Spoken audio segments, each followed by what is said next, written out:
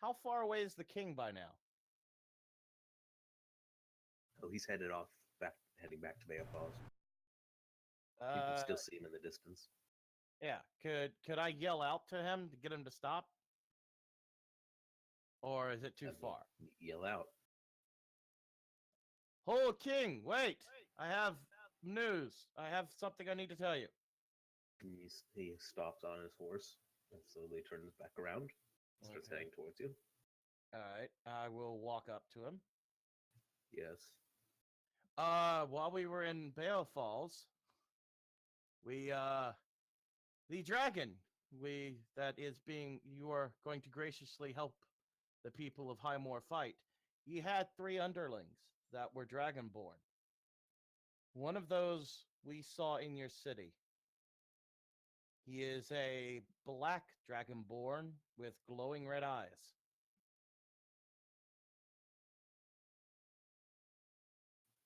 The king nods. Thank you for this information. Is that all? That is all. I just didn't want us to leave without making sure to mention that to you. He turns back off and heads back. Okay. I'm gonna head back to the group. Mm-hmm. So, I figured out what this does. I hold up the magical spyglass. Mm-hmm. What it does is you need to sit with it. It has to be attuned for at least 1 night. It'll grant you dark vision. Is it only, Flux, is it only when you look through it, or is it like a, Yes. as long as you have it in your possession? We established that like 20 We minutes just ago. went over that. Take it out. Yeah, it's like a night vision thing. It's not It a grants- rod of dark vision. Yeah, it grants dark vision as you look through it, and if you know who you're looking for, you can, and they're within range, it will highlight them once per day, so long as you're looking through it. Once you take your eyes away from it, the effect ends. And since where we are heading, we need someone who knows maybe Ardrin. I think Rogar, you should hold on to it, as Okay. you know Ardrin, and you also don't have dark vision, so I think Mhm. you would get the best effect out of having this. Yeah, And I present it to him. that would be useful. And I turned to Sigvaldi, and I turned to, God, I want to say Gilbert, and I know that's not right. Gideon. Gideon. I turned to Gideon and I say, Ardrin was one of our friends. He was with us before. He stayed in the location we're heading to. And we will probably meet up with him when we get there, hopefully. Sounds interesting. All right. With that, I basically go back, and I think we should take that rest we need to take, and then proceed on our ways. All right. How far away from the blight are we? Well, you guys pretty much just stepped out of it, so. And like, how close to nightfall is it? You've been traveling with the king for a little while. It's maybe about 3. All right, so 3 in the afternoon. Okay. So, let's get back onto our horses. Let's not forget those. Parn fetched the horses. At least I assumed others came with as we did that. So let's head back. I mean, I think we should head at least in the direction we need to travel. If we don't have any reason to go back to Bale Falls, Right, why would yeah. we go back to Bale Falls. Yeah, for some reason I was just looking at the map and I got like dyslexia and I thought Bay of Falls is close to the mountains for some reason. I don't know why. We are halfway between where we need to go and Bayo Falls, so it's better to just continue on our way. Mm-hmm. All right. I think that's what we do. And till nighttime when we take a good, well-deserved rest. All right, sounds good to me. So let's, as long as we don't go into blight territory. Yeah, we're continuing on our way, the path we need to take to get to the caves Oh, excuse me. till nightfall. when Staying out of we- any new blight. Yeah, till nightfall when we get to rest and all that other stuff. Mhm. Okay. You guys' travels are uneventful. You skirt around the blight. How big is the blight? I thought it was like just in the cave and on one path of the mountain. No, it was in the cave, and then when you looked past the cave area, it was all the way back there. So pretty much here you can draw it. Is it actually common for blight just to pop out of nowhere and start growing? Not that you know of. I open up the blight book and I start going through it. Is there any reference to? The blight book. Blight. We have a blight book now. Yes, we got a blight book from the Lich place. It's one of the books Parn decided to keep. Was that also the book that had his like concerns about the deck of cards, or did we leave that? No, You that left was that was burnt. That's about how that big was- the blight is. uh. As far as you can tell, it continues all the way to the mountain. I flipped through the book as we're writing. Is there any reference to sudden blight popping up? There are references, not sudden. There are references to blight being places where it wasn't before by like cartographers, but no one's actually seen it pop up in an area. Did the king ever mention when's the last time he went to that area? Nope. So we have no reference for how long it's been since someone knew about that. Nope. We did learn how recent were the attacks? The attacks have been for like a week. So it could have been as early as a week ago, but they could have also been hunting in the woods and that sort of thing till they had to get to the farmland. So, all right. Put the book away, and I guess we make camp, right? Yep. Yay, camp. As we Parn wants to start doing something very specific when he trances, if you don't mind. okay. I mean, I feel like that's a thing. I okay. Yeah, that's I think Flux should be okay. yeah, I think that's a thing. Flux should be okay. Okay. Parn's never done this before, but he can't but help but notice that he has not had a vision in a long time. He's going to, in every way he could think of, every time he takes a trance now, he's going to be trying to actively trigger his visions. Okay. He's going to use the time he trances to focus his mind and see if he can get that to trigger. That's all.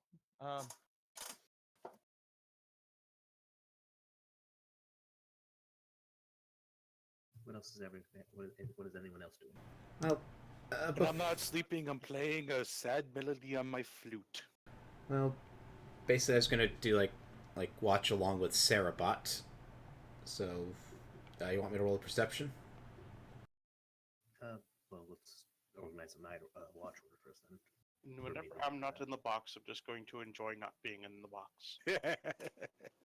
Every up to 2 people first watch, and then Parn takes over for the entire rest of the night. That's essentially how it is. Because Parn only needs 4 hours.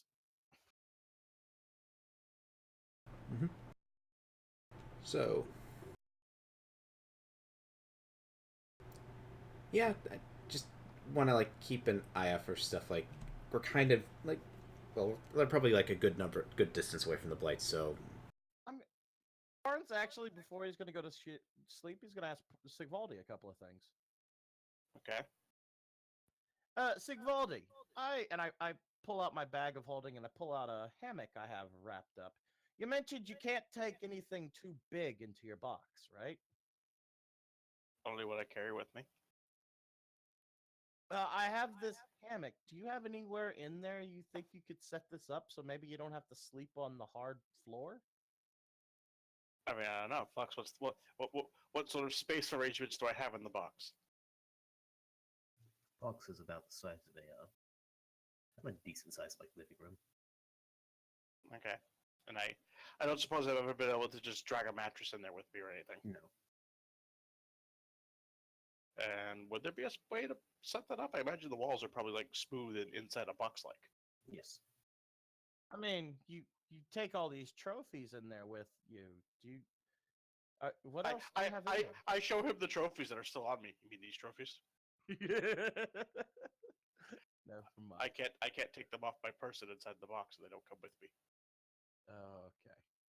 I was just wondering if there was a way I could give you this and you could actually have a nice place to sleep. I think the box would actively try and make that not work. Yeah, that's unfortunate. Your box kind of a dick. It is very much an asshole. Okay. I Bard's wish it gonna- much harm.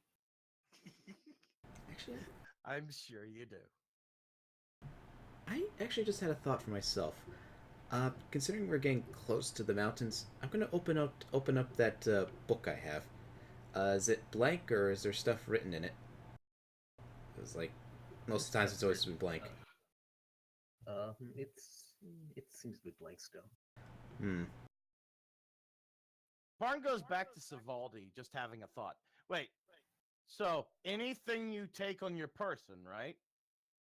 He nods, yes. I could teach you how to make a stand with an assortment of sticks that you could probably hook this onto.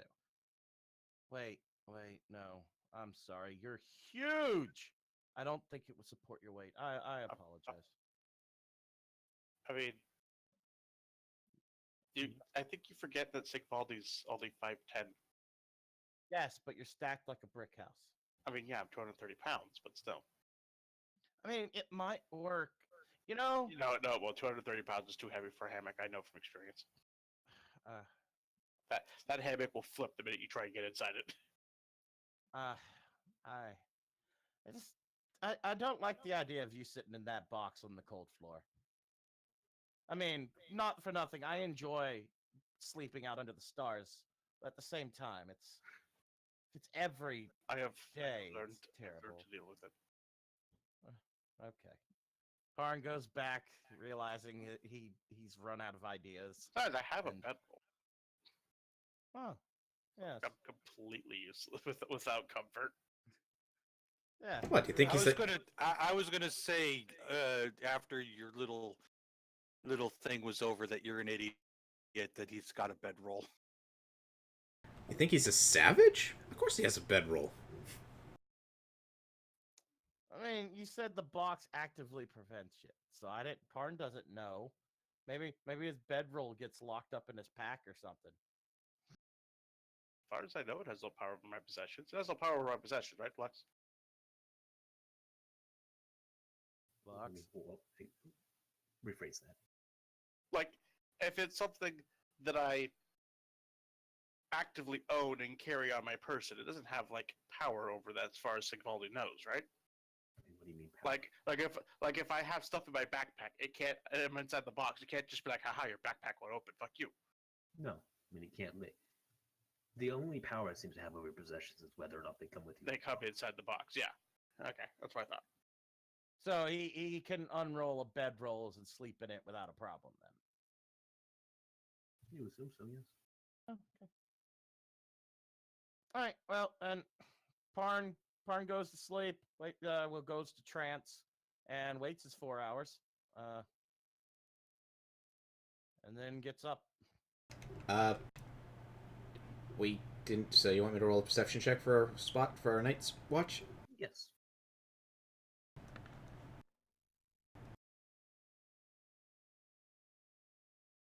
And Sarabot just sits out, I guess. So, what do I see and hear? You hear a flute playing.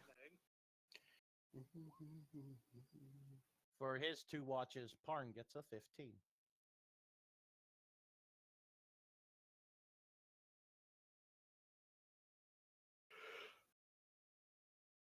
Okay, so Rogar, you did a pretty good perception check. You're not really sure if you're happy with that perception check, considering you hear all what's going on in the blight, which is you hear the sounds of that banshee again.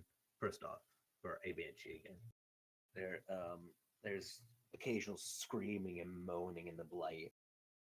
Sounds like people dying, but as far as you look out, you see nobody in the blight.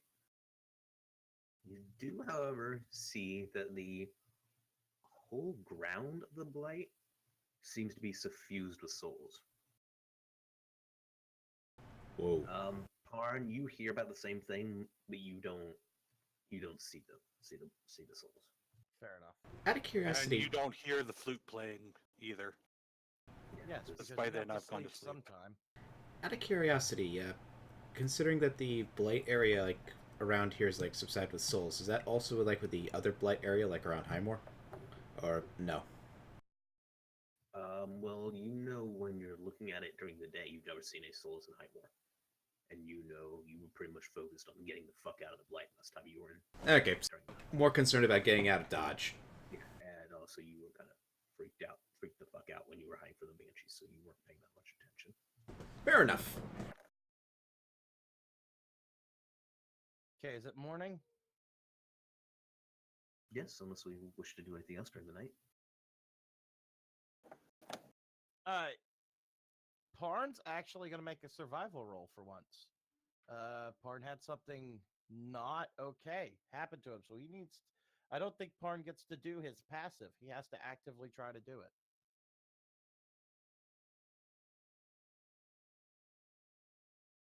Oh, by the way, when everyone else wakes up, Parn's tunic is covered in blood. Okay. The fuck? Survival 12. What are we surviving for? Trying to. I don't. I'm judging from what happened last night. I personally am choosing that the passive ability of my Wanderer shouldn't be allowed to happen. I did not. So I am actively trying to do what I normally do. Gather food for the group and cook it. You find food, but it's a lot harder than it normally is straddling along the blight. Seems like even though they're not part of the blight, animals seem to avoid even being close to the blight.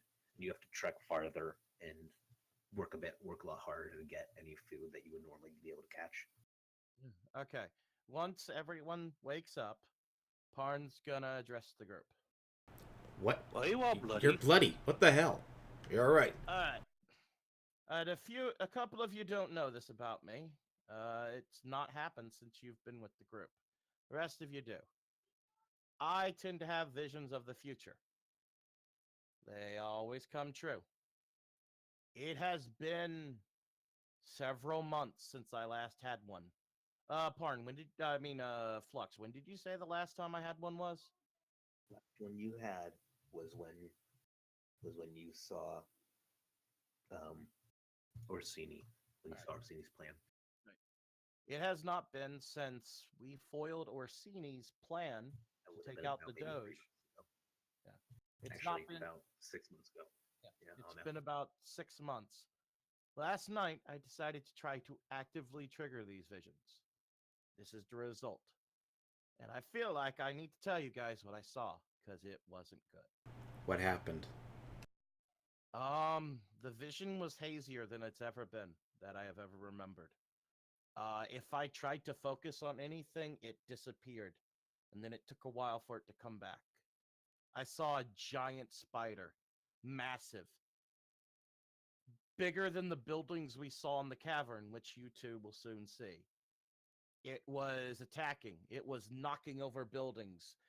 Tons of tiny spiders were attacking, coming off of it. Neil, real quick to clarify, sorry, that wasn't the same city. Oh, it wasn't? No, Oh, but okay. it was bigger. It was bigger than the city. I saw a giant. Which city? Which city was it? Did I I mean, tell? the spider was bigger than both cities. The city in your vision, but it was bigger. The city you saw in the vision was about as big as the city you guys have seen in the Underdark, but it was not the city you saw in the Underdark. But the spider was bigger than both of those. I saw. Okay. Then I. Parn says. It tells the whole thing about active, and then he says, "I saw a massive spider, larger than the city we are heading to. It it attacked. I don't know what city exactly it was.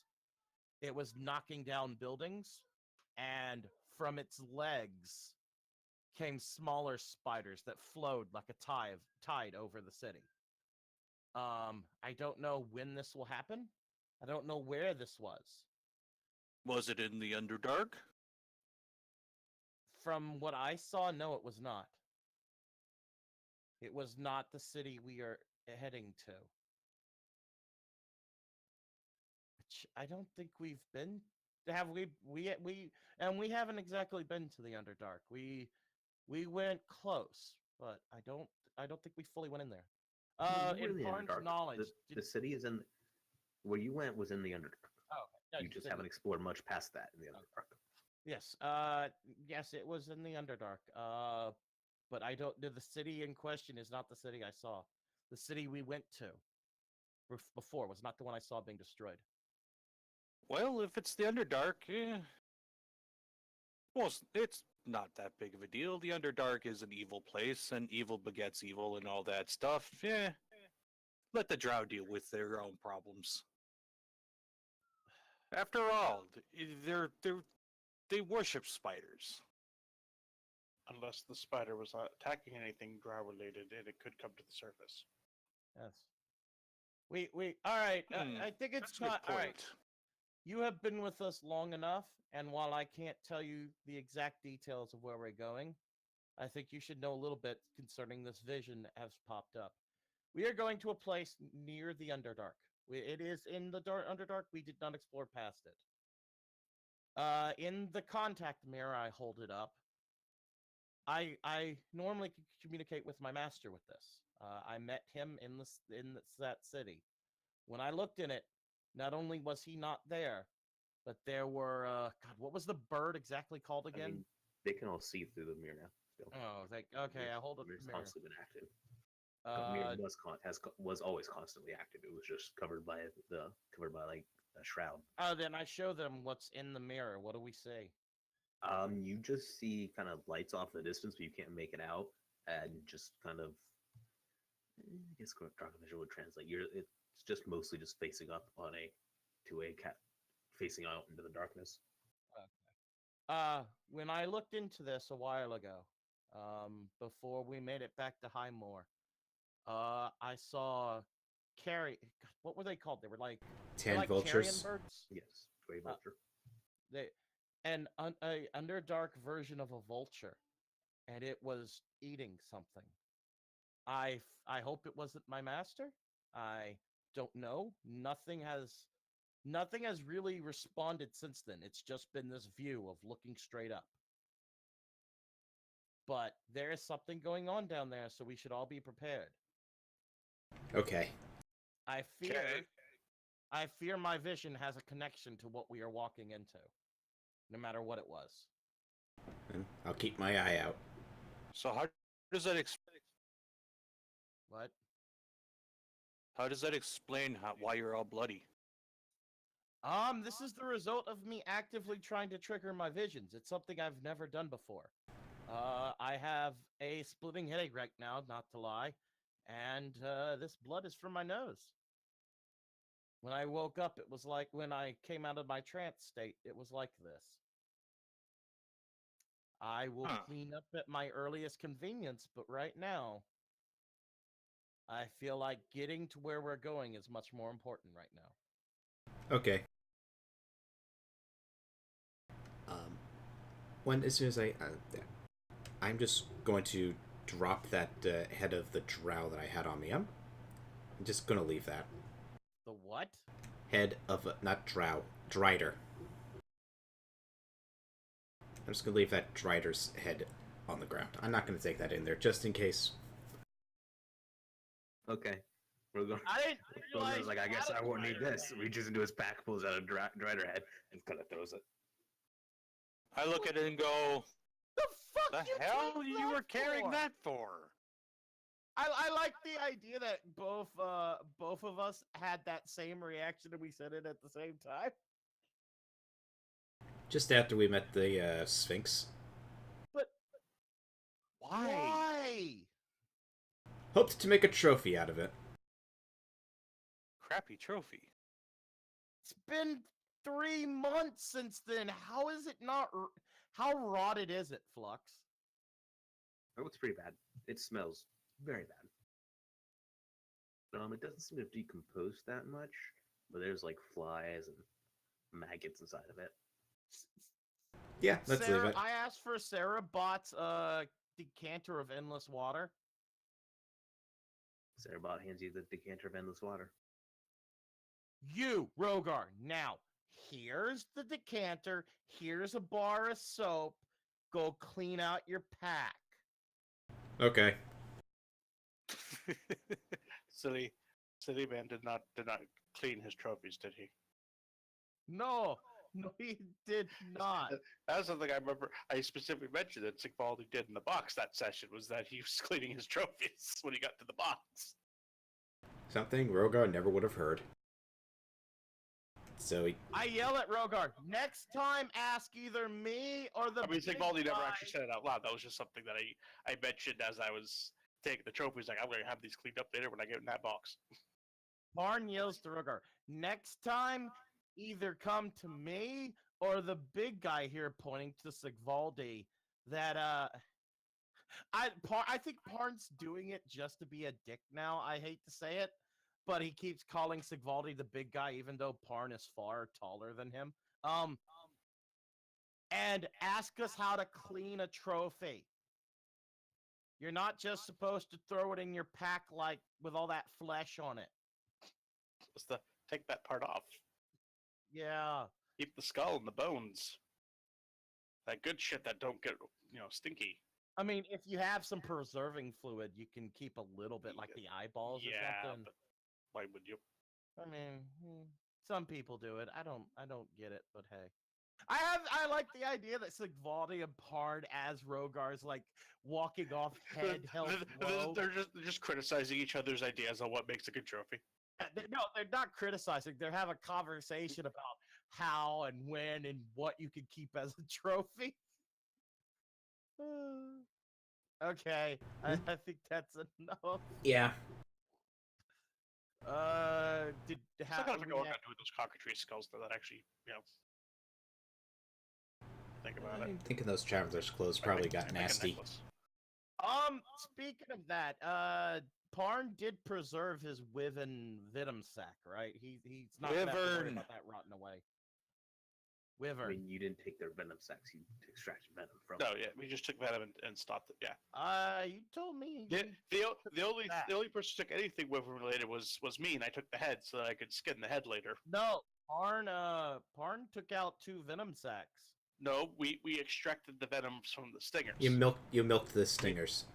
We specifically got told that that's what we did. Is we extracted the venom directly from them. We didn't take the sacs. Okay, because I have written down. No, we have vials of the venom. So you have 1 vial and I have 1 vial. Okay. Yeah. Okay, then I changed that note. All right. I think, no, it's safe enough. I could change cockatrice head to cockatrice skulls. Parn's done with anything he needs to do. I'm pretty sure that I've cleaned out my pack. I'm gonna change wyvern head to wyvern skull now at this point too. So I imagine I got sucked into the box at some point last night, right? No, the box has been rather. Well, I actually would have been in camp cleaning my wyvern head then. All right. We ate breakfast, and I think we just continue traveling on. Mm-hmm. Yeah. How big is the wyvern skull technically? Is that big enough to like wear as like a fucking shoulder pad or something? Yeah, you could fit it on a shoulder pad. Let's say about the size of like a medium PC tower. About that. Could you turn it into a helmet? Yeah, or if you could fit it on your head. You know what? That's actually so much cooler. Yes, I was about to say, why are you trying to make this as shoulder pads? Make it a fucking helmet, boy. To-do list: wyvern skull helmet. So I imagine just throwing it on my head does not make it for like the best headgear. No, You gotta do some work for it. you're gonna have to do some pinning and some threading and that kind of stuff to make it all stick together. Actually, I'm gonna do while we travel is I'm gonna take some of my hemp and rope and like shave off some of the fibers to make string to string my cockatrice skulls together, so I can make a little cockatrice skull necklace. Parn's gonna play his decanter as we travel this leg of the thing. He's kind of gotten bored just riding his horse, and he wants to do something besides just doing that. So I'm gonna do a performance check. Okay, See how well, bad he plays. It's been a while since. You Cerebot- can't. Cerebot- Wait, a Cerebot decanter? Cerebot Greeley takes back her decanter. No, Yeah. Not a musical instrument for you to play. Dulcimer. Why Dulcimer. am I pronouncing it so wrong? Dulcimer. Okay. Dulcimer. I was gonna say you can't play a decanter. No, Yeah, it's not like blowing into a This bottle. is where- Let me play the water. I mean, that would be really cool. Let me but play no. you the song of the fire. Too hose. bad this isn't being recorded this week. Gary's still I'm here. Gary is always recording. Oh, he is. I looked earlier and it didn't show that he was streaming. Parn's been out of practice a lot, and you all could tell. I stick my fingers in my ear to try and get, like, hearing back. Get the ringing out. I'm just call it trophy necklace and put the draft figure bone on there too. Parn's actually not playing, he's just tuning the thing because it's been sitting in his pack for so long. It Oh, sounds so- terrible. Was that two, your performance check? Yes, it is. Oh, Jesus. Well, horses seem actively more aggressive while you play. Okay, how long does it take Parn to notice that? Passive Takes them, perception. like maybe a minute or two.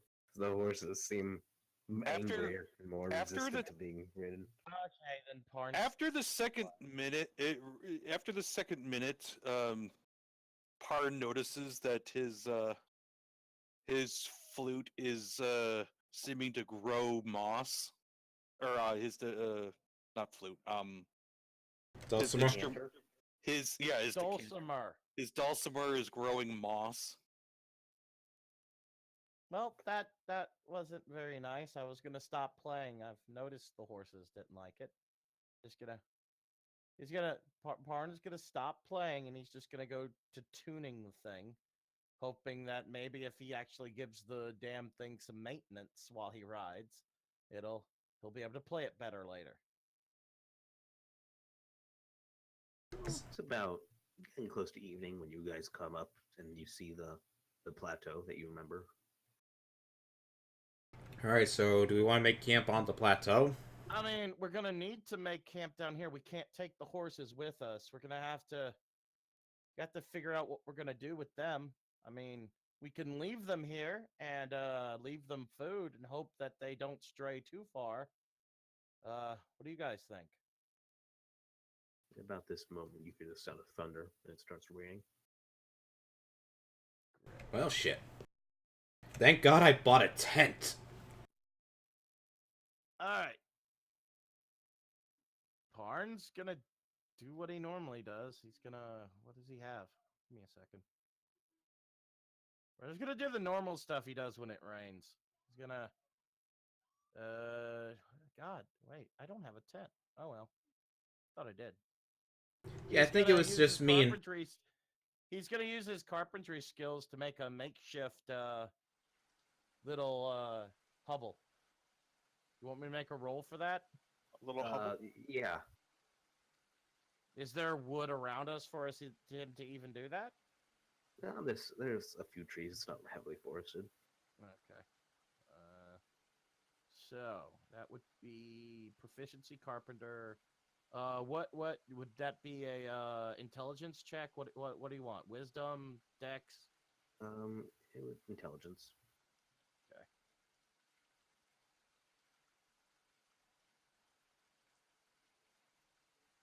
Seven.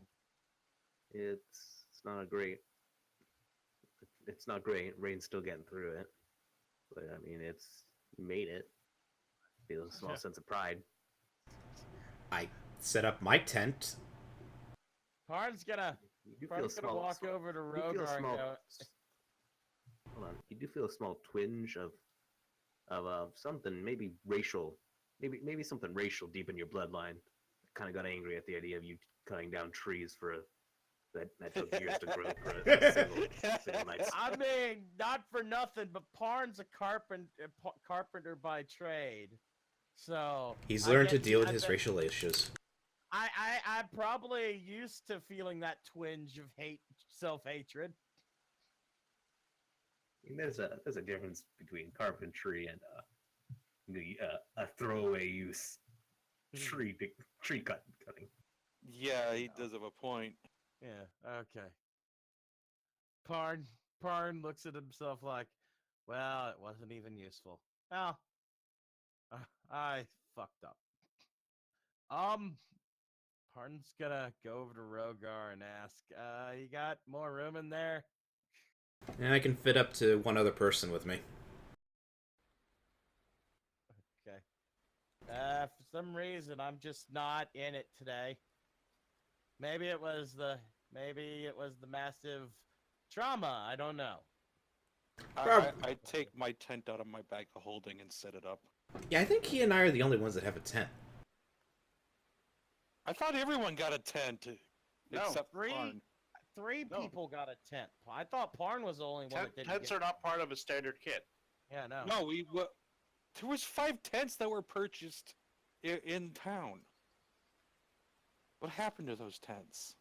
I But know only I bought three them. were I purchased. don't remember buying It tents. was 5 climbing kits. Five Oh, yeah, it's climbing 5 kits, climbing 3 kits, yeah. tents. I think Sarah bought a tent. I don't remember exactly. Thought it was Arn, Sarah. you're still covered in blood, by the way. It's Yeah, not washing I'm gonna- away. Yeah, I'm just good. Parn's gonna stand out in the rain for a little while and wash himself off. Okay.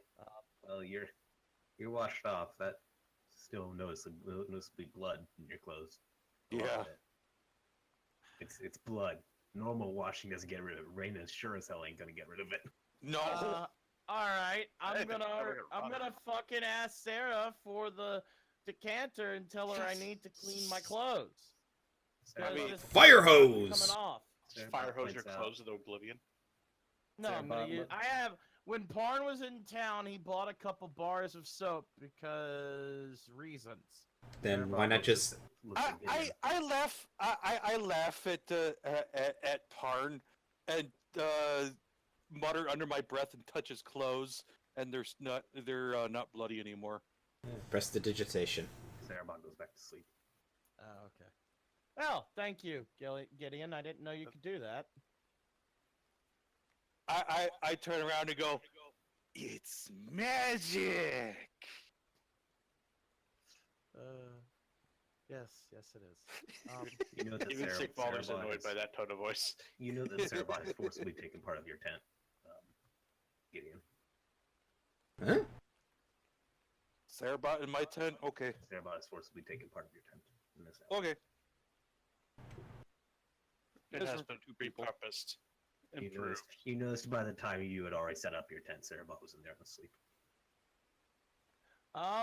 Parn's gonna realize that there's only 2 tents, even though he thought there were 3. Let's go. Sigvaldi, do you want to take my place in the tent? I'm used to sleeping outdoors, even in the rain. I am fine. Okay. No, seriously, I thought there were 3 tents. I could have sworn there were 3 bought. Okay. Horses seem agitated by the rain. What? Horses seem agitated by the rain. I'm Let's gonna- try and get them... No, it's No, I'm thunderstorm. gonna do a survival. What do you want? Can I do a survival I'm check gonna in do the rain? perception while you're doing that. Yeah, perception or Alright, survival. in the Sigvaldi's rain. just like, oh, that's fucking weird. What are you looking for? Sigvaldi was like, what's going on? I would look for if I would like look to see if the rain feels different. Maybe taste it just a touch to see if it tastes weird. What do you want me to roll for that? It'd be probably a nature, wouldn't it? Hold on, wait. Is nature even a... Yeah, nature's a skill. Okay, yeah. I would Oh, think no. that'd be a nature skill. Disregard that. Flux doesn't know a lot about horses. Apparently, they don't give a fuck about rain. No, they don't. They live in the rain. I was like, maybe they'd like to be under trees. No, apparently they just don't give a damn. No, they don't give a fuck. Yeah. And the horses are happy. Yeah, this is how horses bathe themselves. They're probably. Probably you suspect they may be plotting to get to destroy the Dulcimer. Then I sense no danger here. It's like Sigvaldi actively wishes well in their plot. The dulcimer that now has some moss growing on it. I mean, is that a permanent effect that you did? I thought that only lasts for a minute. No, I made it. I made it dirty. I can clean or soil an object. Okay, yes, for 1 minute.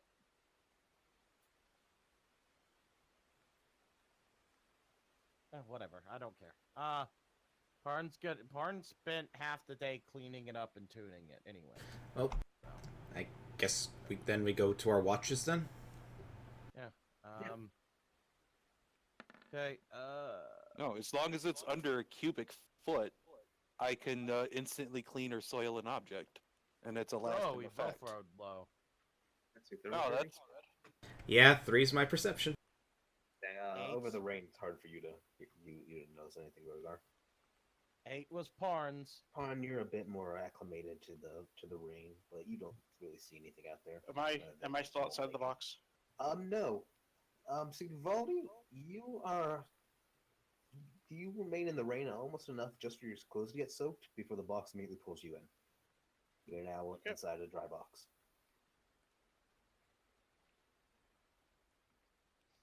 And again, you hear the kind of cackling. Fuck all y'all.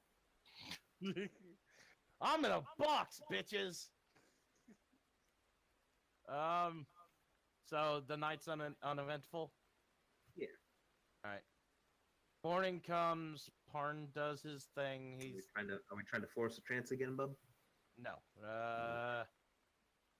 No. Parn's gonna take a couple of days, and then he's gonna try again. He's not full. He's gonna recover a little bit before he tries again. And morning comes. The rain has subsided. Nice. You get the nice smell of a warm day after rain. And Parna's caught enough food for everyone. All right. So we need to climb this mountain. We know the way. We've been here before.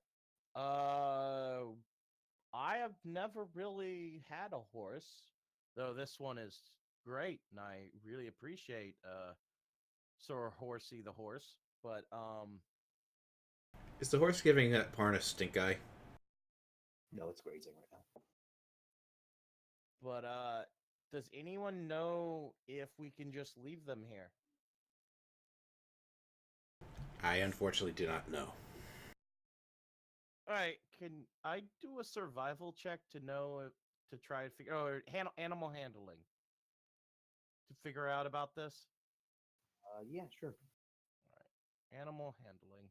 Not trained in it, but I still get a bonus. 7. Okay. I'm gonna roll a non-trained animal handling myself. Allow it this once. Okay.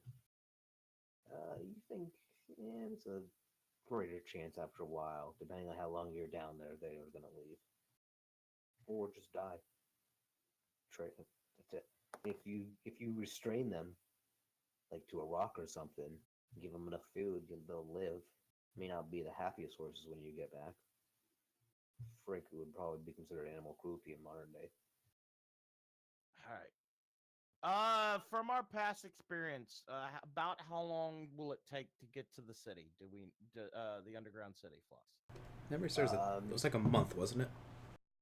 Yeah, it'll take I thought about it was 2 weeks. 2 to 3 weeks. Okay. All right, Parn. Well, I for one don't want to tie these horses down for over a month, so Yeah, I that think it's seems needlessly time cruel. to set them free. To be honest with you, we still have. I hold up the orb. We're not gonna. We wouldn't be able to bring them back anyways. We'd have to come back out of the Underdark instead of just teleporting out. So Yeah. I shrug in agreement. Parn proceeds to take off any bit or bridle, any sort of that, takes it off the horse and puts it on the ground. Mm-hmm. Rubs under the chin and then sends it on its way.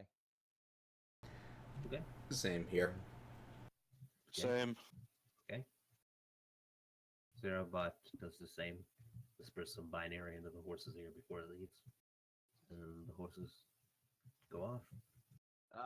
Parn will notice that Sigvaldi's not here and do the same to his horse. Sigvaldi didn't have a horse. Because he would have constantly been shifted in and out of the box. Oh, okay. Like I forgot. Sigvaldi was probably riding Bitchwill this summer. All right. Well, those horses were really useful. They were. I definitely would like to get another set as soon as we can. I hope nothing bad happens to those horses. I mean, we did kill the local wyvern population, so hopefully they can Wyvern. have a wyvern. But it's time to get to climbing. Yep. Anyway, Parn, while we're inside, you only need to give me a ration every 5 days. That's the maximum I can go without eating. Okay. Okay. Again, I think we had this discussion before. Those are rules for starvation. Those are not rules for, hey, it's cool. We'll go down to like the lowest level of rations and still technically not hit mechanical penalties. Okay. Okay. In worst case scenario. Yeah, in worst case scenario, that we can do. But no person is literally gonna go, hey bud, I know I can live 5 days without food. Don't give me anything. Yeah, you'd be dumb. All right. Parn's gonna do an active survival I don't check. experience how hard it is sometimes to go just a couple days. You're gonna start taking penalties if you can do that continually. This isn't just Parn's the thing you good. refresh. Parn's gonna do an active survival check to hunt. He's trying to hunt something big, something he knows he can get some food of, and to take with us, Make so we jerky. won't have to. So yeah, so we won't have to go into our rations right away. Would anyone with survival like to help Parn do this? Because he tells them his plan. I have a +3 to survival. I have a +0. I have a 2. You're Oh, in the good God. bogs. Oh, good God, I'm the next best with survival. Says I have a 2. It echoes in the box a bit. Alright, so I'll assist you in hunting. Alright, what does exactly assisting do? Flux takes both roles into consideration. I don't fully understand. If it's anything like previous editions, the helper roll grants a bonus depending on the roll. Yeah, it's like if you get like a 10 or higher, you do get like a +2 or something to the original score. Flux, what's your ruling? Try to help and see what happens. All right. Alright, that's my help roll. Oh, we both rolled 20. Okay. You guys find a very large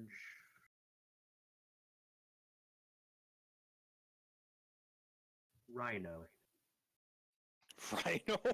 You bring it back to camp. It's rather heavy, and you're kind of dragging it into camp. Mm-hmm.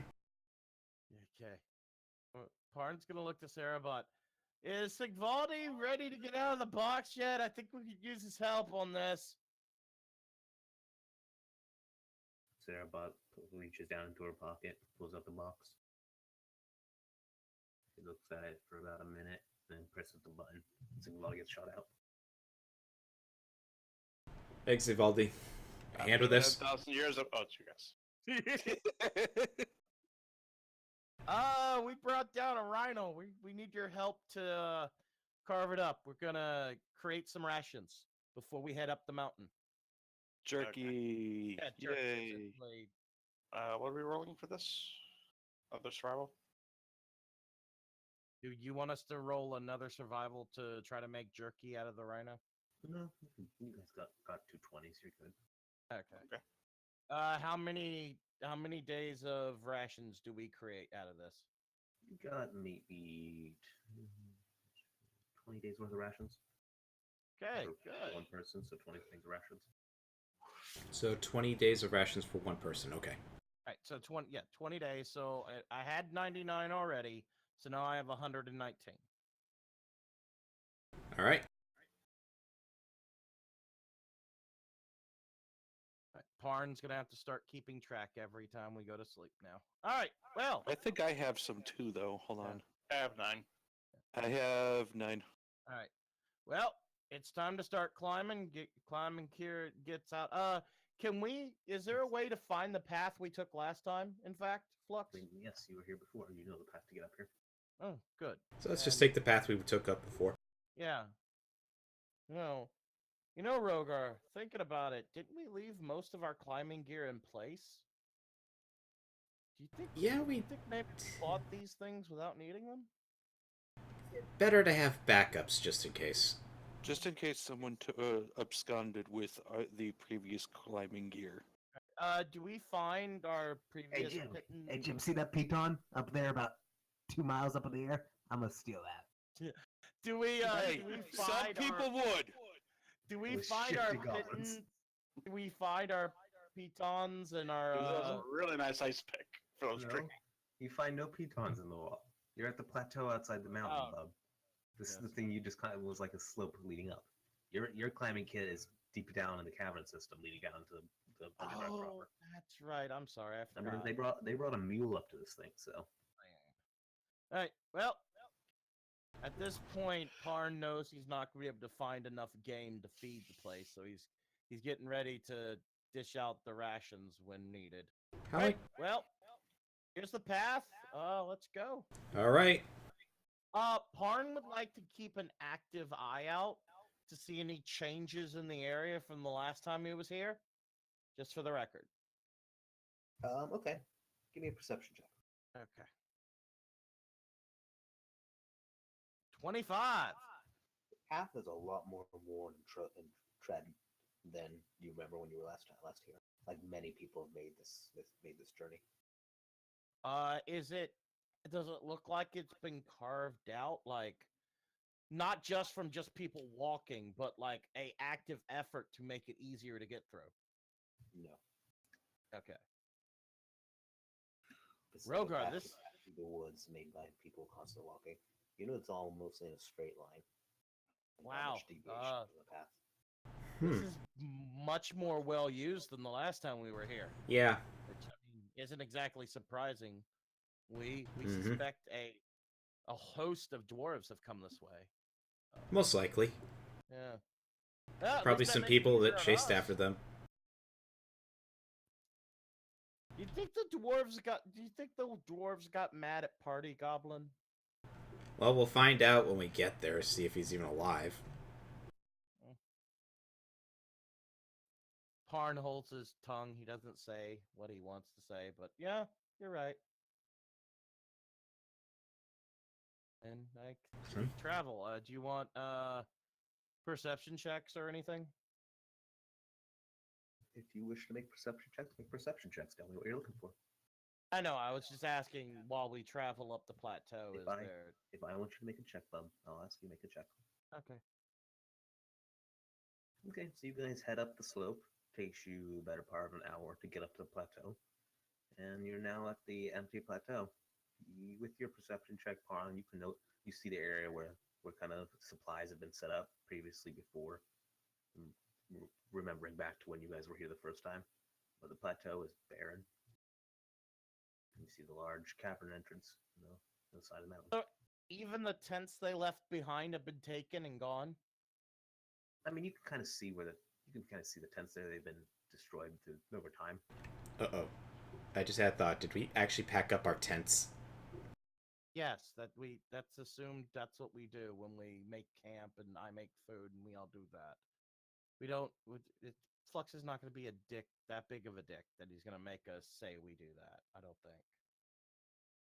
Well, they did do that with the horses that time when we left Timor. I mean, no, that was us. That was us being. That was a basic thing you guys should have fucking remembered.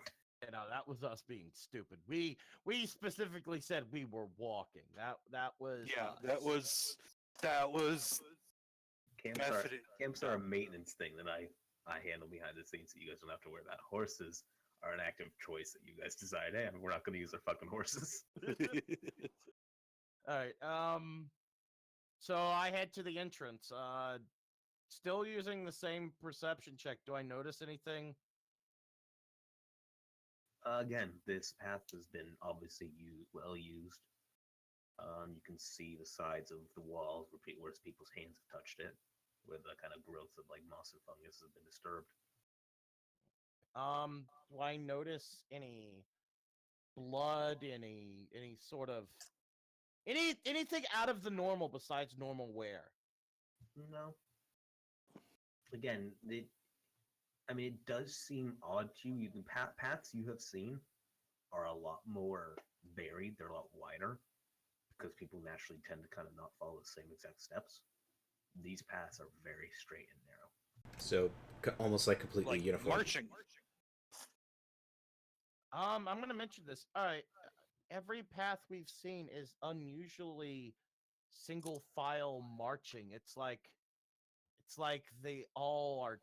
I don't want to say drawn, but it's normally when people travel, even dwarves on a mission, they leave wider paths because not everyone wants to step in the exact same spot. But it feels like everyone came here the exact same way. Yeah. Sigvaldi, have you are even older than I am, right? Has Sigvaldi mentioned how old he is? I don't know. Sigvaldi has not mentioned his age, no. Um, Sigvaldi, you and Gideon, have you ever?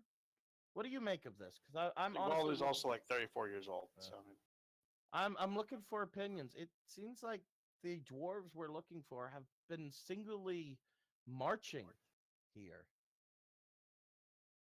Reminds me of a story I once heard. Of course, the chorus of the marchers was OEO. Well, maybe you could tell us this story as we I'm just gonna travel let them down. die in the air. If you want, you guys can make history checks to know if you've ever heard something like this. Okay.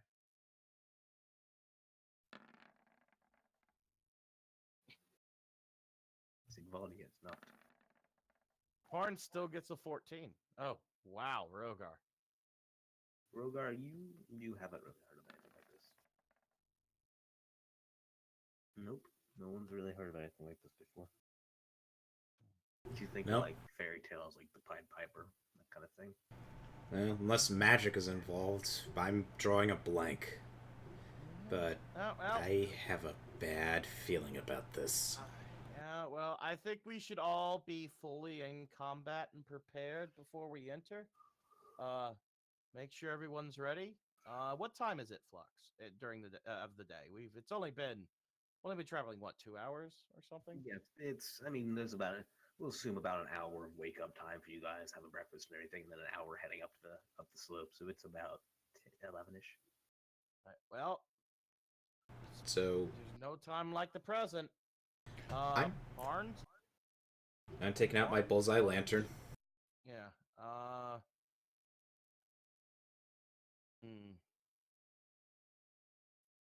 Parn had something, and now I can't remember what it was. He had something prepared for this. You're not burning a key point so I can see in the dark. No, not that. Not I have torches. yeah, Parn doesn't need torches, but yeah. All right. So Yeah, I light one Lad? of my torches. I mean, you don't, but I do. last time we were here, we had a lot of combat, a lot of creatures were in here. I somehow doubt that's going to be the case this time. I still think we should be cautious. So maybe we do I go 30 feet ahead. Y'all all follow me 30 feet behind. Okay. All right. Okay. And, Bearing This, in mind, I'm going to be following you 30 feet behind with a torch that sheds about 30 feet of light. And then the I 30 thought torches extra only dim. did 15 and 5e. 15 and then 15. Oh, fuck. Let me look this up. I'm pretty sure it's 30. I mean, I got a bullseye lantern. I mean, that base. 8 foot radius, and then dim for another 20. So it's 40 So- feet. We're both wrong. Okay. Okay. Then Parn's gonna be 50 feet ahead. Then He wants to be. Good. Parn Outside. wants to be outside the view of his teammates, so they can't actively follow him. Yeah, we can't Yeah. see in the dark, remember? Oh, fuck it. All right, Yeah, fine. This, we all this go plan together. doesn't work. We're gonna have to do takes first, march in the light. It, Yeah. this worked Oh, before. fuck it. We all has a just 60 go. foot cone of bright light and then another 60 foot of dim light from his bullseye lantern. Yeah. This Parn's gonna realize this plan really doesn't work and just go. All right, fine. Yeah, last time I was the only one that couldn't see in the dark. You had only one I- person who couldn't see in the dark. I look at Parn and go, I don't feel like burning all of my magic on dark vision the whole time. I mean, fair enough. I don't. I also don't just don't suspect- trust you. Well, I don't. Yep. I've been nothing but nice to you, Sigvaldi, but okay. You just said You're that. very bad at secrets. Well, mhm. So how long do torches But I told last? you anything, An hour. Okay. And then Parn shuts up. So But you keep telling me there's things to be told. That is very bad at keeping secrets. Yes, it I is. mean, to be Actively dangling that fair, there's a secret is as bad as telling me the secret. I mean, I'm also trying to be honest with you as best I can. It's a thin line balancing between the two. Frankly, if you just told me nothing, I would have respected it when I found out. Fair enough. So unless I state otherwise, my torch and bullseye lantern are not lit. So Alright, just so make sure are we that. going to actually need the map, or are we just gonna theater of the mind, as I've heard it said, going through the cavern this time? We're going to theater of the mind most of this.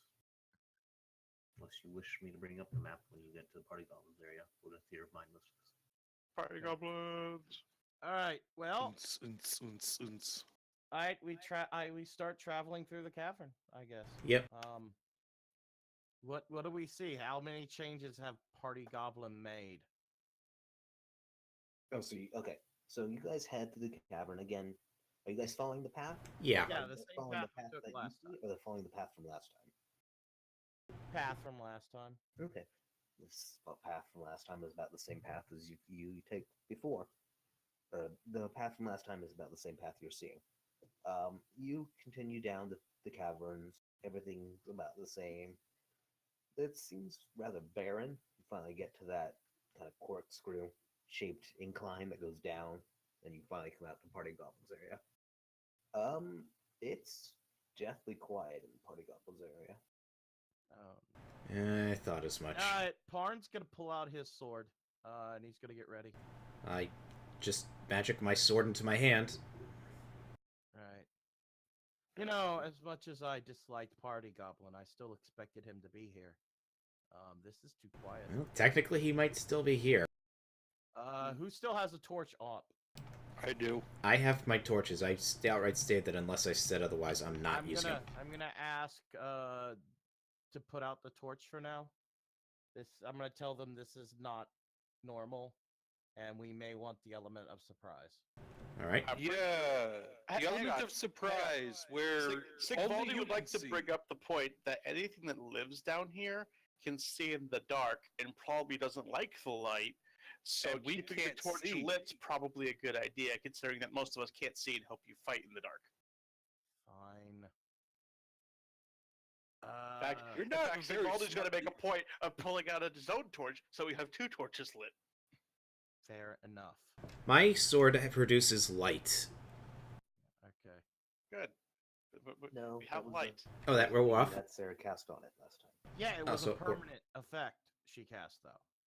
It's a permanent light on the tip of his sword now. Don't believe it is. I assume that was just a light spell. What? No, that was just a light spell that expires. No, Yeah. we did a whole thing where we had to help her get a certain amount of materials and other stuff to make a permanent light effect on one of our weapons. I remember this.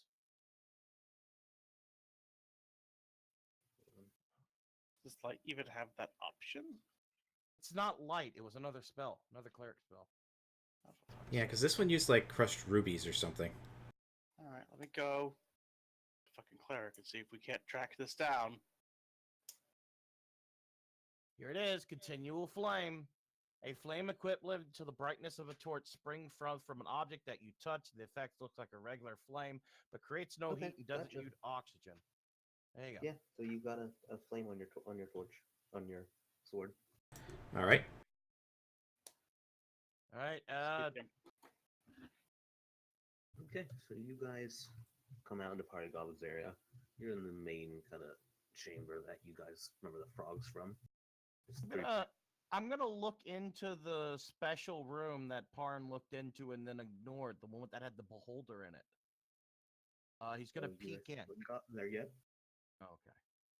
It's where we fought the frog, so I thought that's where it was. Sorry. No, that was when you fought the second. Oh, sorry. Actually, you are correct. You guys never actually investigated where the frogs were mainly. Area with the mushrooms. To the south is where you buried just all the bodies. You would continue down that way. Yes, we're gonna go the same way we went before. Okay, so you guys continue on. You get to the kind of dining room area, and it's completely different from what you remember. You see a few broken tables lying in heaps around the area, some overturned. There's no counter anymore. There's some chairs that have been like smashed or destroyed or just lying astray. Are there any bodies? You see no bodies. What about down in the corner where the giant rat was? Is there anything down there? You see the rat there still. It's got more bits taken out of it, and it's noticeably a lot more decomposed. Barnes Think gonna probably mutter to stinks like hell. himself, how in the hell is that thing even here? It's been over a year since we were last here. Oh god. That's assuming it's the same one. Yeah, okay. All right, we travel upwards. If I remember the Travel up. Actually, question before we go. Outside of like turned over tables and stuff that might be broken, are there any other signs of violence, like any blood Is there any stains? blood or anything? Yes, there's some blood on like some of the tables. You note that there is like distinct. Just give me a perception check. just Rogar. Yes, just Rogar. Okay. Rogar, you notice like distinct like cracks in the walls. Like something very hard hit some of the walls. I trace my fingers over the cracks.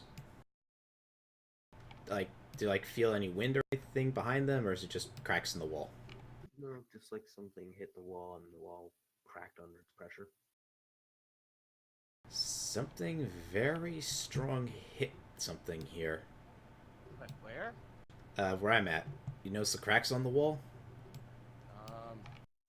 Okay. Now I will make a perception check.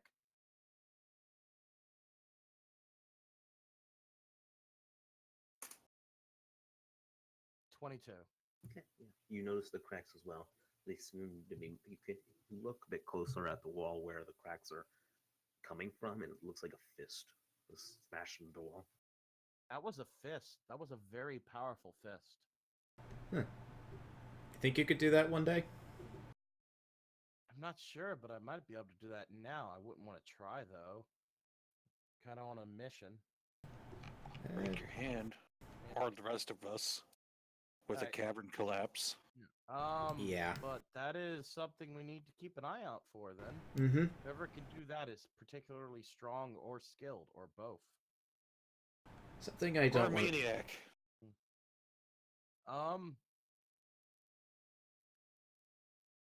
I'm gonna do an investigation check. I suck at it, but I want to.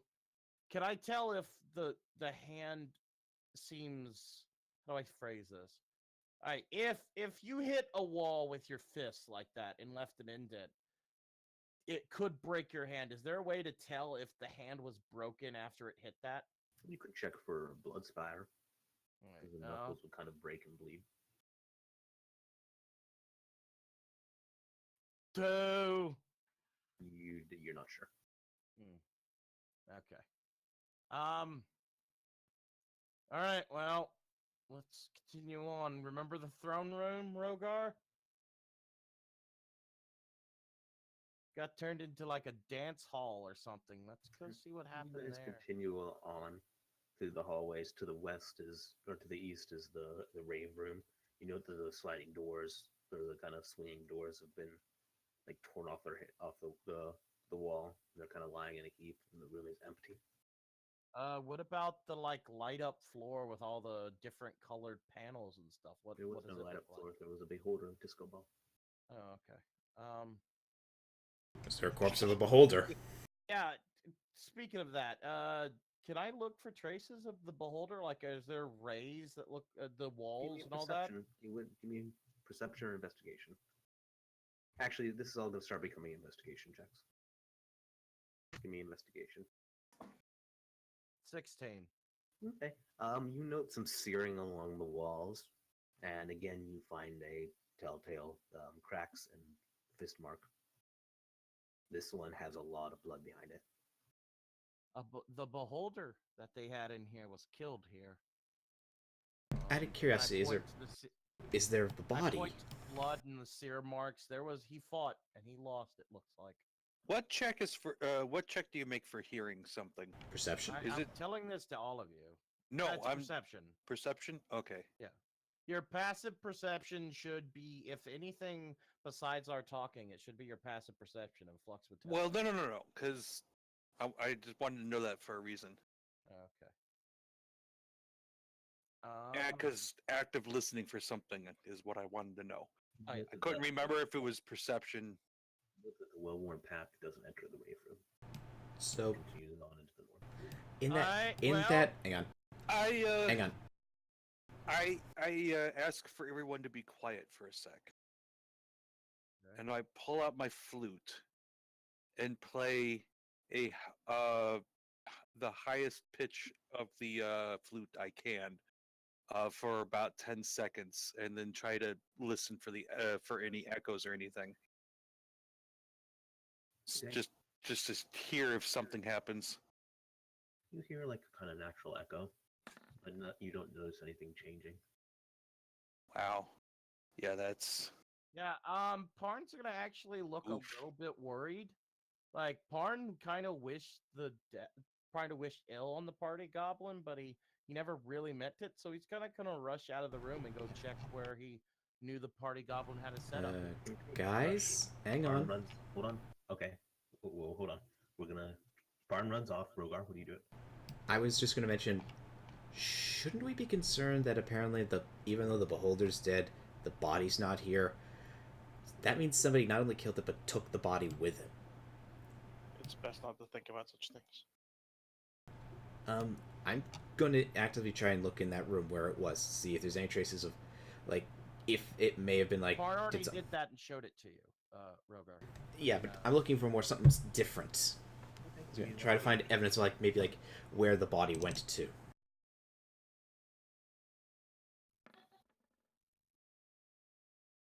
Okay. You don't really notice anything. It's a dirt floor, so it's hard to really pick up if the beholder hit the floor or anything, or where the beholder may have went. The main thing you notice, the same thing Barn saw: the cracks in the wall, the fist, and a large amount of blood behind the fist. Also, the marks of searing that are clearly ray attacks. Yeah, I'm gripping my sword a bit tighter. And 'Cause- we're now going to cut to Parn, who is run. Okay, finish that, Rogar. Sorry, feel bad for cutting you off. I was just saying that I'm just gripping my sword tighter because there's some very wrong happened here, and is happening possibly. Parn, you run off north. You head past the restrooms. You head that's where the shitty bard was. You come up to Party Goblin's little kiosk. You see the table that Party Goblin had thrown had been has the counter. It's been split in half, and it's been kind of moved to the side. You see kind of the shelves he had in the back are overturned. They're lying in heaps. Their ingredients kind of spill all across the floor. And again, you see the telltale giant, the telltale fist. You don't see any blood there this time, though.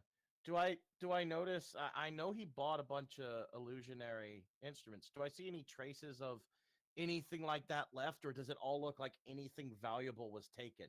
This is where he kept his gold. This is where he kept everything that was valuable to him. I'm wondering if that was taken. Investigation check. I got a good one last time. It's probably going to be bad this time, but okay. Oh, 19, not 20. You don't know any sign of the instruments of illusion, but looking this over, there's things that have been shattered here that were obviously valuable.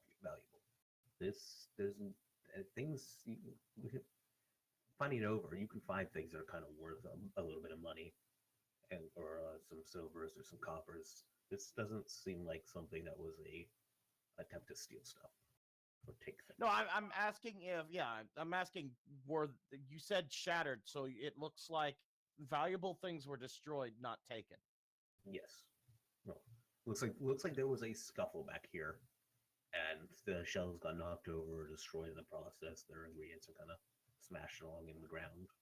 And with your 20, you actually note rather like large imprints in the ground. Still a fist? No, these are kind of like heavy. They're rather heavy circular imprints in the ground. I'm gonna yell for the guys to come here. I found something. What is it? This is not a fist. Look at these imprints. They're all circular. So there's a little bit of stray copper and silver here, but this is where Party Goblin kept everything that was valuable and important to him. And you notice, Why is it still here? Yeah, besides a few items that have clearly been destroyed, it's all gone.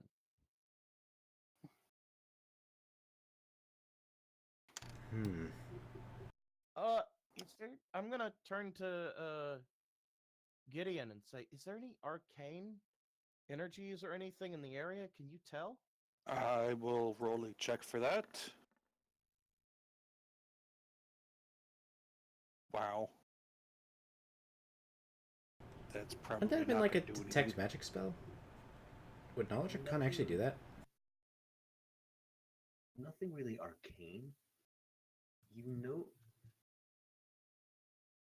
you use ingredients a lot in your spells. You note it's kind of the telltale like ash of like incense maybe on the walls, but nothing arcane. You don't feel any like latent energy or magic in here. Okay, I'm gonna make a nature check to try to figure out what type of creature would leave those marks on the floor. Okay. These marks come from something obviously heavy, but that's about all you can tell. It doesn't seem to have any tracks that you normally be able to figure out. Most things would have kind of like toes or something kind of additional to the circular mark. This just seems to be circular marks, but they're obviously a heavy creature. Something about maybe as big as an ogre, or a Goliath, or maybe a smaller version of a giant. Except no toes or anything. I relay this information to the rest of the party. That's interesting. That's concerning. Parn's gonna gather up the stray copper and silver. You get about 2 silver and 3 copper. Yeah, that's because he's Parn. He's gonna say, all right, I'm gonna make a note of here. If we find Party Goblin, I'm gonna give him this back. Okay. So how many? It was 3 silver and 4 copper? 2 silver, 3 copper. All right. I ask Parn a question. Yeah. Did your spider make marks like these on the ground, perhaps? Did I get to see what markings the spider made? If you didn't see any markings the spider made, you know from the vision the spider would not even be able to fit in this small cavern. The spider was much too large to fit in here, and I could not see what the markings he made were. I'm sorry. Well, if he couldn't fit near the net, answers that quite nicely then. Well, right down here, and I point down the path, is where we left our climbing gear, and it's going to be about a week and a half trip. 1 second. What? Karn, you do note that the smaller spiders could fit in here. Okay. the smaller spiders could have fit in here, but again, I didn't know what marks they left.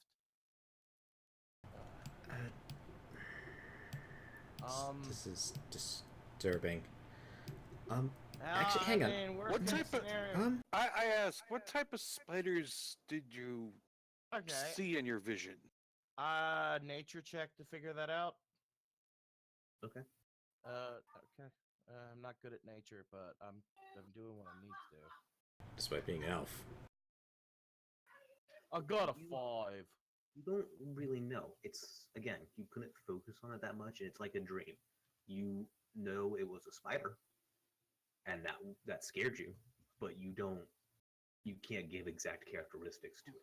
Yeah. It's like trying to figure something out from a dream. Right. You know your brain says that's a spider. I'm either afraid of it or I'm not, but your brain isn't giving you additional bits of the spider. I'm going to these visions, they're not crystal clear. They're kind of like a dream. While I remember more than most people would, it's not like I can exactly identify what's in it. It's actually kind of rare to actively know exactly who I'm looking at in one of these. And this vision, this one I tried to force, it was the fuzziest I've ever had. I'm curious, because It's like something was. It was like something was actively trying to prevent it, or I was trying to force it. And I think that's why it was like that. It's curious because some spiders shoot webs, some just rely on their venom. Yeah, we're used to spiders. I mean, you were there Yeah. for the Drider thing too. And there's no webbing around. So either they're the venomous spiders in your vision, or something else had happened here. Even if it's the venomous kind, it's still leave blood. Parn's gonna pipe up. I'm afraid. I think what happened here is the dwarves did not take kindly to Party Goblin. But the footsteps do not register as dwarf. They look completely different. Yes, but we know for a fact the dwarves are here. You'll find out soon why.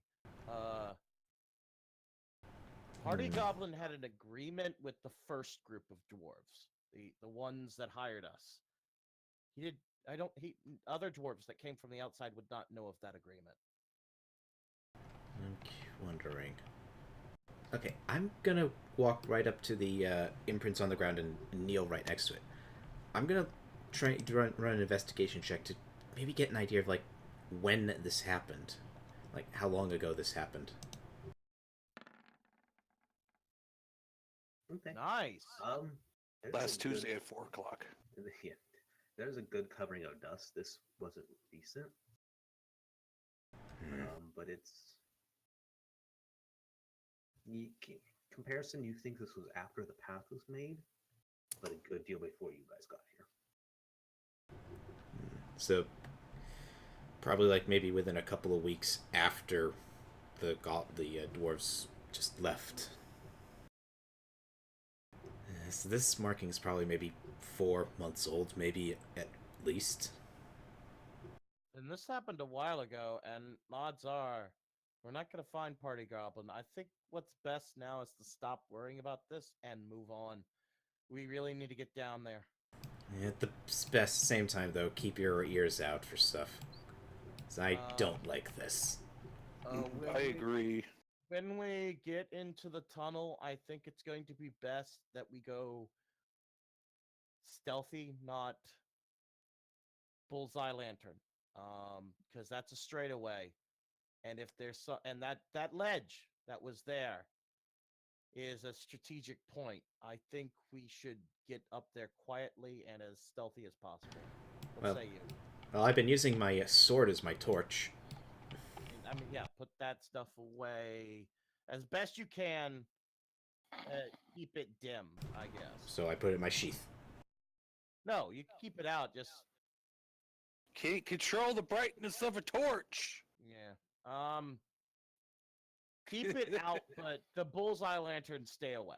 That's what Alright. I'm basically saying. You guys stay together so your light doesn't travel too far. Okay. That way I can be a little bit of ahead.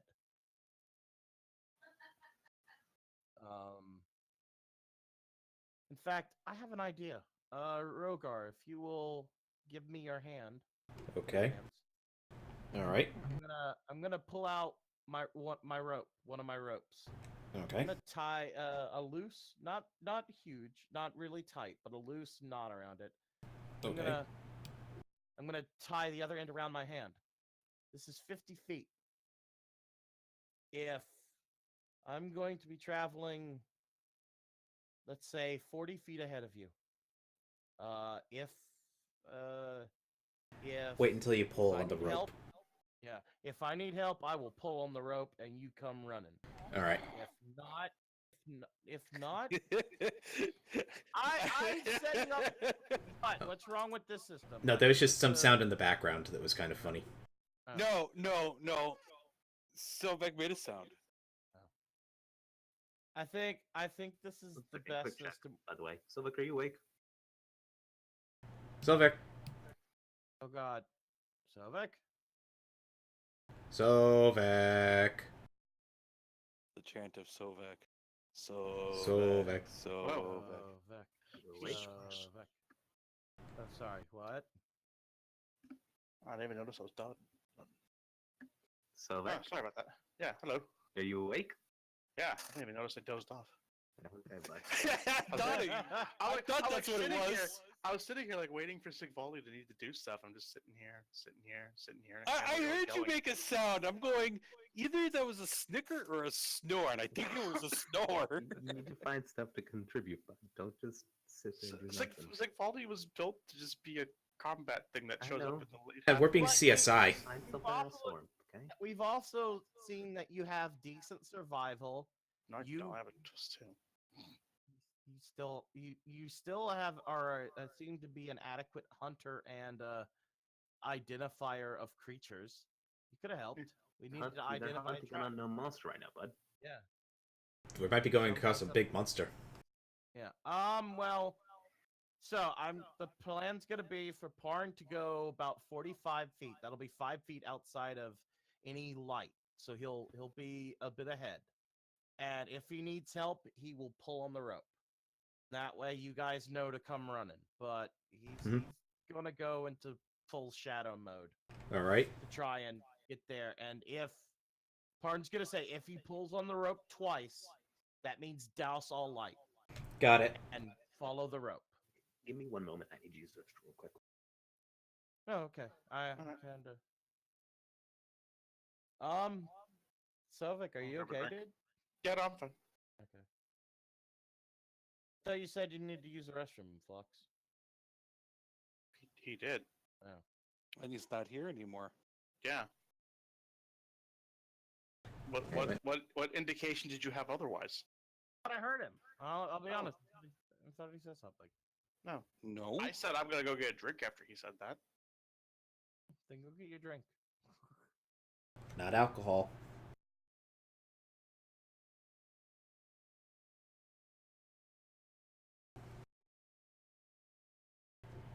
I gotta admit, like when that sound initially came in, I was thinking, is Flux playing some sort of sound in the background? Quick perception check. Nature. No. What is that? No, I knew it was Sovek because he lit up. I was just wondering, was it a snark or a snore? Okay, I'm back. You can continue. No one's still here. Sovek's getting a drink. Sovek back from a drink. Okay. God damn it. Yeah, I kind of get an idea what it was like. What happened with me those 1 or 2 times. Yeah. Except, honestly, you were more pronounced. I think we actually heard you snoring one of those. Yeah, you were. times. Yeah, that's why I had to make a special room just for you. Because you were snoring so much. Yeah, the Curie ZZZ room. Yep. As soon as Sovik gets back with his drink, we continue. I like this. I'm having fun with the session so far. I'm enjoying the CSI. I came up with this like 2 days ago, so That's like it. It's actually having us use our skills in rather creative manner. I mean, I'm learning from watching other D&D groups. Just because you're not good at it doesn't mean you don't make the roll when you have the Exactly. I Exactly. the worst part is I have the highest intelligence, so I got like all those skills probably the best. all of Parn's charisma and intelligence skills are -1 because he didn't train in any of them, and he has an 8 in both of those. So Yep.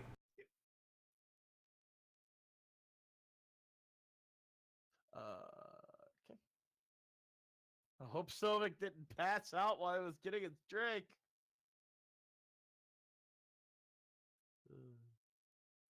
We must chant the chant of. Oh. I saw him light up. Yeah, I said I hope Sovik didn't pass out when he got his drink, and then he said, "I'm back." Mm-hmm. I was just about to finish saying we need to chant the chant of Sovek to bring him back. I mean, I wouldn't have heard you. My headset wasn't on. I know. All right. So the plan. That's the plan. Try to stay as close together as possible so your light doesn't travel, and that's what we're gonna do as we climb down and go down the straightaway. Mm-hmm. Okay, you guys head down the kind of small little river that was formed. Do you guys ride the river this time? What?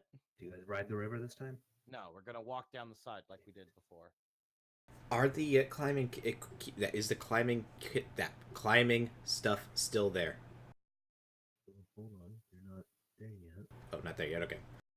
So you guys head down.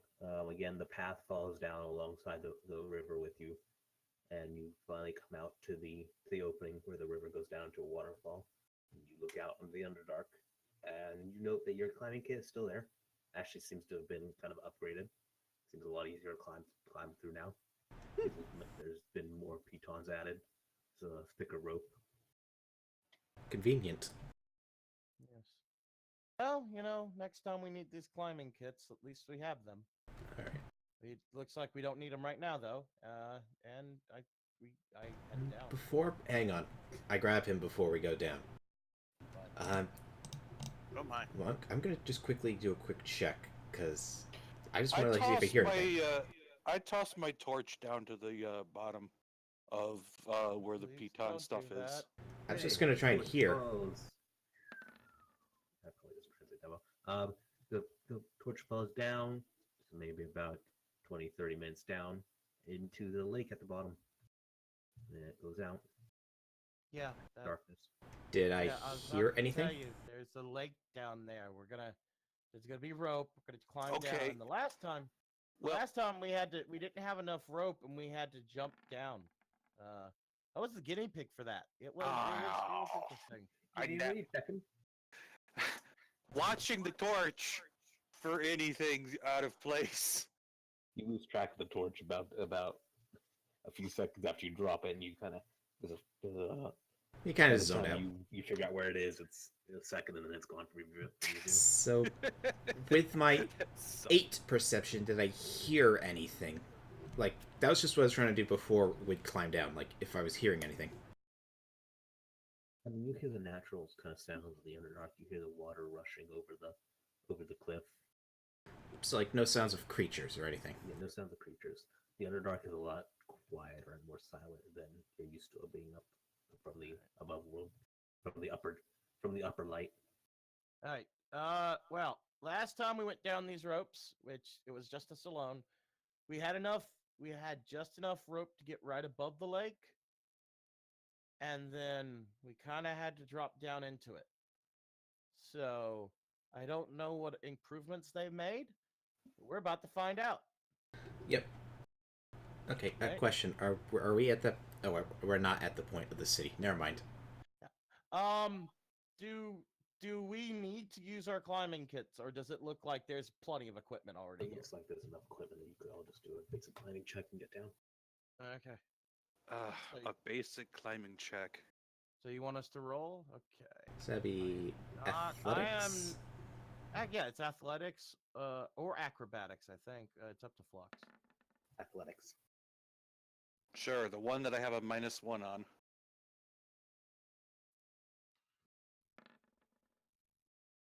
Okay. You roll a nat 20. I like that with a +6. I only get an 8. So most of you make it down pretty well, except for Sigvaldi. About halfway down, Sigvaldi, can I have you make a dex check?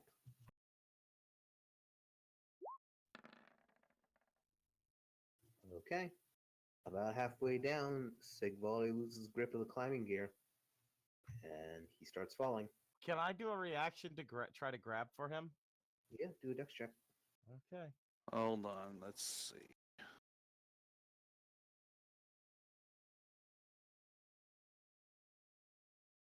$16. Okay, give me a strength check. Oh God, now it's gonna get bad. The giant northern man falling. You caught him in your hands. You gotta And you catch that keep him in your 5'10" hands. fridge. Can you Come on catch the in! linebacker? So you grab Sigvaldi by the foot, and Sigvaldi's now dangling. Sigvaldi? I gotta grab the can you rope. try yeah, can you grab the rope, please? You're pretty heavy. Sigvaldi, give me an acrobatics check real quick. Yeah, I do Okay. not have a spell that would help in this situation. So Sigvaldi grabs the rope and kind of reorients himself. Sigvaldi was also a bit groggy. Sigvaldi's like, you talk too much, makes me sleepy. I told you not to drink while we were climbing. Did anyone catch my growler? It fell down there. Not gonna lie, I did a little pre-gaming before the session. That probably doesn't help. I have to search the lake to get back down. All right. I learned not to do that. So is the rest of the climb I had a highball, guys. Where'd it go? You actually note by the time you get down to where your rope ended, this rope seems to continue on and actually is kind of pinned to the ground outside the lake, or on the outer reach of the lake, so you can kind of scale down the rope hanging onto it, away from the wall, and then down to the ground. Now they've made some mighty That good seems like something we should probably do because I think it's like that for a reason. Yeah. Do I see my torch anywhere near me? Or is it just gone? See no torch near you. Okay.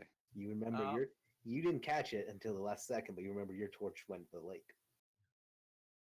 All right. Well, we're here. Yeah, well, I'm just saying, you know, is it in the lake somewhere near me? All right, we're here. It's the It's, Underdark view. You don't have that great of dark vision. In fact, you don't have dark vision. You can't see that deep into the lake. Okay. Parn's gonna say, "All right, we're here. Rogar, get the rope ready. Mm-hmm. Here we go." Wait, the torch would float on the water, wouldn't it? The lake's pretty Wouldn't big, be and you lit.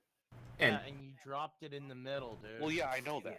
I'm gonna assume it's a torch made of a bit of a denser wood, considering these are adventure torches, so sometimes used as melee weapons. So I'm about to say, these are the kind of torches you can smack a bitch over the head with and it won't Yeah, break. so they're that probably made of torch more is denser wood actually that is- that they float classified as. well.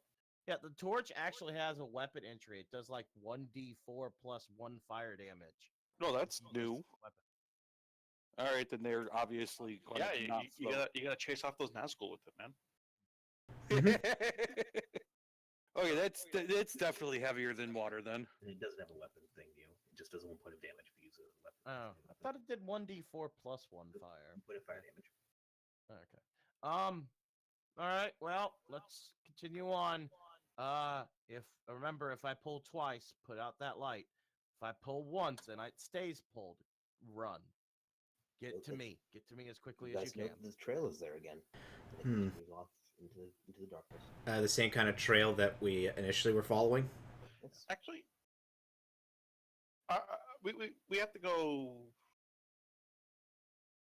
Yeah, we're still following the around. river. We're going around the lake, or are we just going beside it? Yeah, Beside the it. lake falls down into kind of a ravine, and then continues off into a river, and then goes down a much deeper darkness that you guys can't see the bottom of. You know that- Okay, because I was going to point out, provided that I'm taking active damage or hitting something, I could keep raging, and while I'm raging, I am able to freeze up to 5 cubic feet of water per Yeah. round. The lake pretty much goes down, and then there's maybe Okay. 20 feet, and then it goes off further down. Because if it like flows down, then freezing it, making an ice bridge would be dumb. You Can guys I you guys can are I actually hold on. You guys are actually kind of in between a much deeper drop right now and the lake. You're kind of on the edge of the lake. can I Parn notice that Sigvaldi is looking at the water intently, trying to measure what he can do? Yeah, sure. Sigvaldi, if you're thinking about doing something with that water, I warn you, there's a rather mighty waterfall after a bit, and the lake gets a lot bigger. He just nods and continues on. Okay. All right. Well, I'm gonna be moving ahead. We already set up the signals. Okay. Now let's hope for the best. Where are you going? Yep. Going down the same path as before, just walking down. And I want to actively keep lookout for the mushrooms. Okay. So you continue along the path heading to the city. You continue on. This takes about maybe 2 or 3 days. You guys gonna continue this? Yeah, this we're setup for gonna. those 3 days. Yeah, okay. How many days has it been so far, by the way? It's been about 2.5 weeks. All right, so that's 2.5 weeks. All right, so that's let me do this So real quick. about 31 days. 31 days. Okay, so that takes out my 9 rations. Yep. We Unless we ran want out of to, food. I was gonna say, do we want to Oh, I'm completely sorry, I pull did that from wrong. Neos first, then go Yeah, to I did ours, that or we want to wrong. go from ours first, then the Neos? No, so hold on, I did that wrong. It's been about 17 days.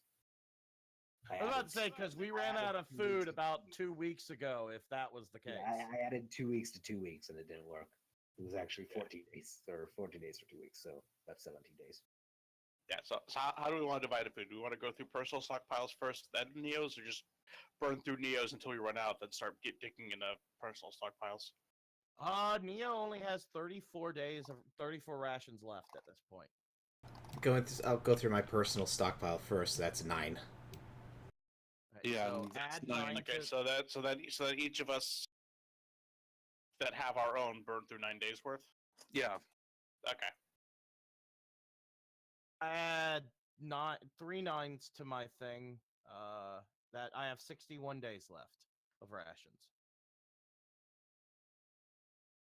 Okay.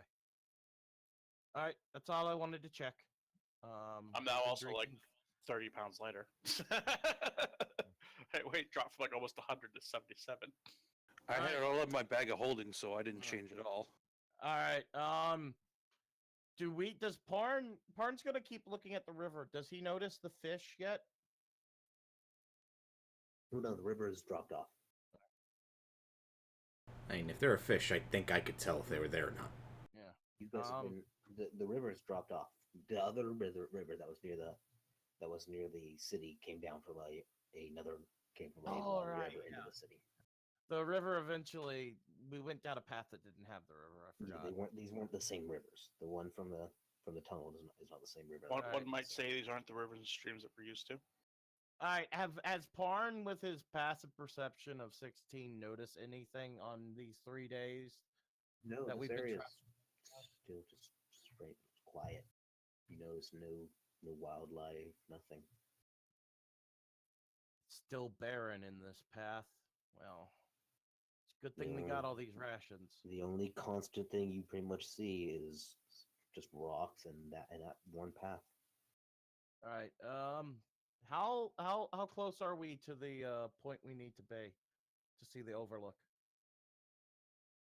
Well, you're now kind of at the overlook was initially, frankly, the overlook was out of that mouth of the cavern, which actually doesn't make sense now that I think about Dark Rules. So don't that. Because I'm actually counting on that overlook because I want to do something there. I mean, okay, if we're counting on the overlook, let's. Okay, we're gonna rewind real quick to do something back at the mouth of the cavern. Then. Oh, I'm sorry. I didn't know that was a big deal. No, it was the overlook was a thing to show off the city early and kind of get you guys hyped for it, but it doesn't work with dark vision. You guys can't technically see the city that far. It had no lights. Oh, okay. So even though we technically can't see anything, Parn, do you want me to try using the spyglass? Spyglass only doubles your range, even if the overlook. I don't think you could try to spot Ald. Am I Ardrin. saying his name right? Ardrin. Ardrin. Yes, there it is. R, not all.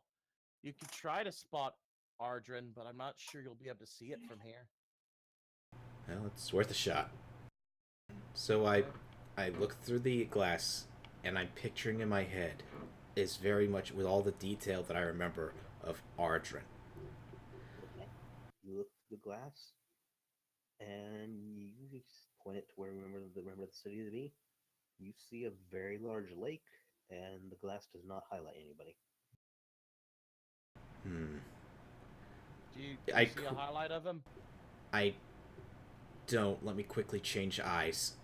No, you only could do it once per day, dude. Once you remove that, remember, the effect ends. That means I saw nothing. That means either we are not close enough yet to try, or it means he's not there anymore. Arger's a busy man. Who knows what he's doing? Well, I think we should continue on then. And we don't have much option. Okay, so you guys continue on. It's about an hour, and then you reach the area where the city is. Except you see no city. You just see a very large lake. Unless we took a wrong turn, there should be a city here. I am going to make an Arcana check for residue magics.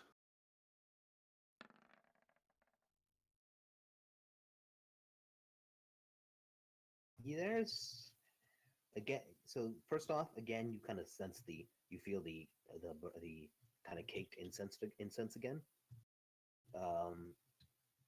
But there's something magical, but you can't pin the school.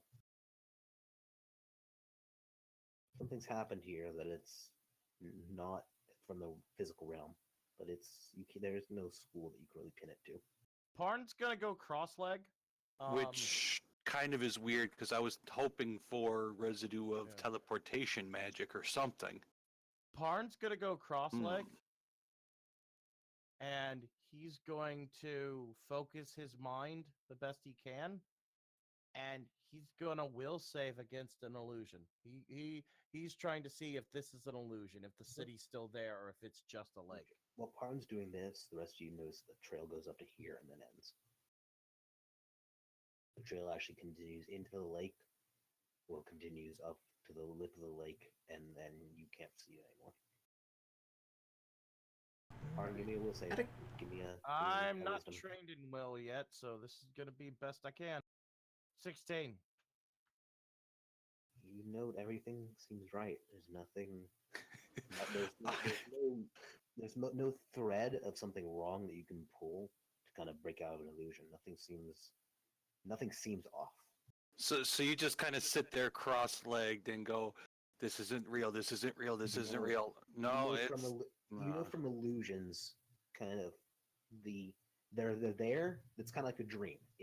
Everything makes sense, everything works, but when you kind of think about it, like for a dream, how did I get here? You kind of find that one thread that doesn't seem right, and you pull it. You can kind of get out of an illusion. You're not finding anything like that. Quick question, Flux. Yes. We're currently. At the very least, I'm seeing the overworld map. Is that what we're supposed to be seeing?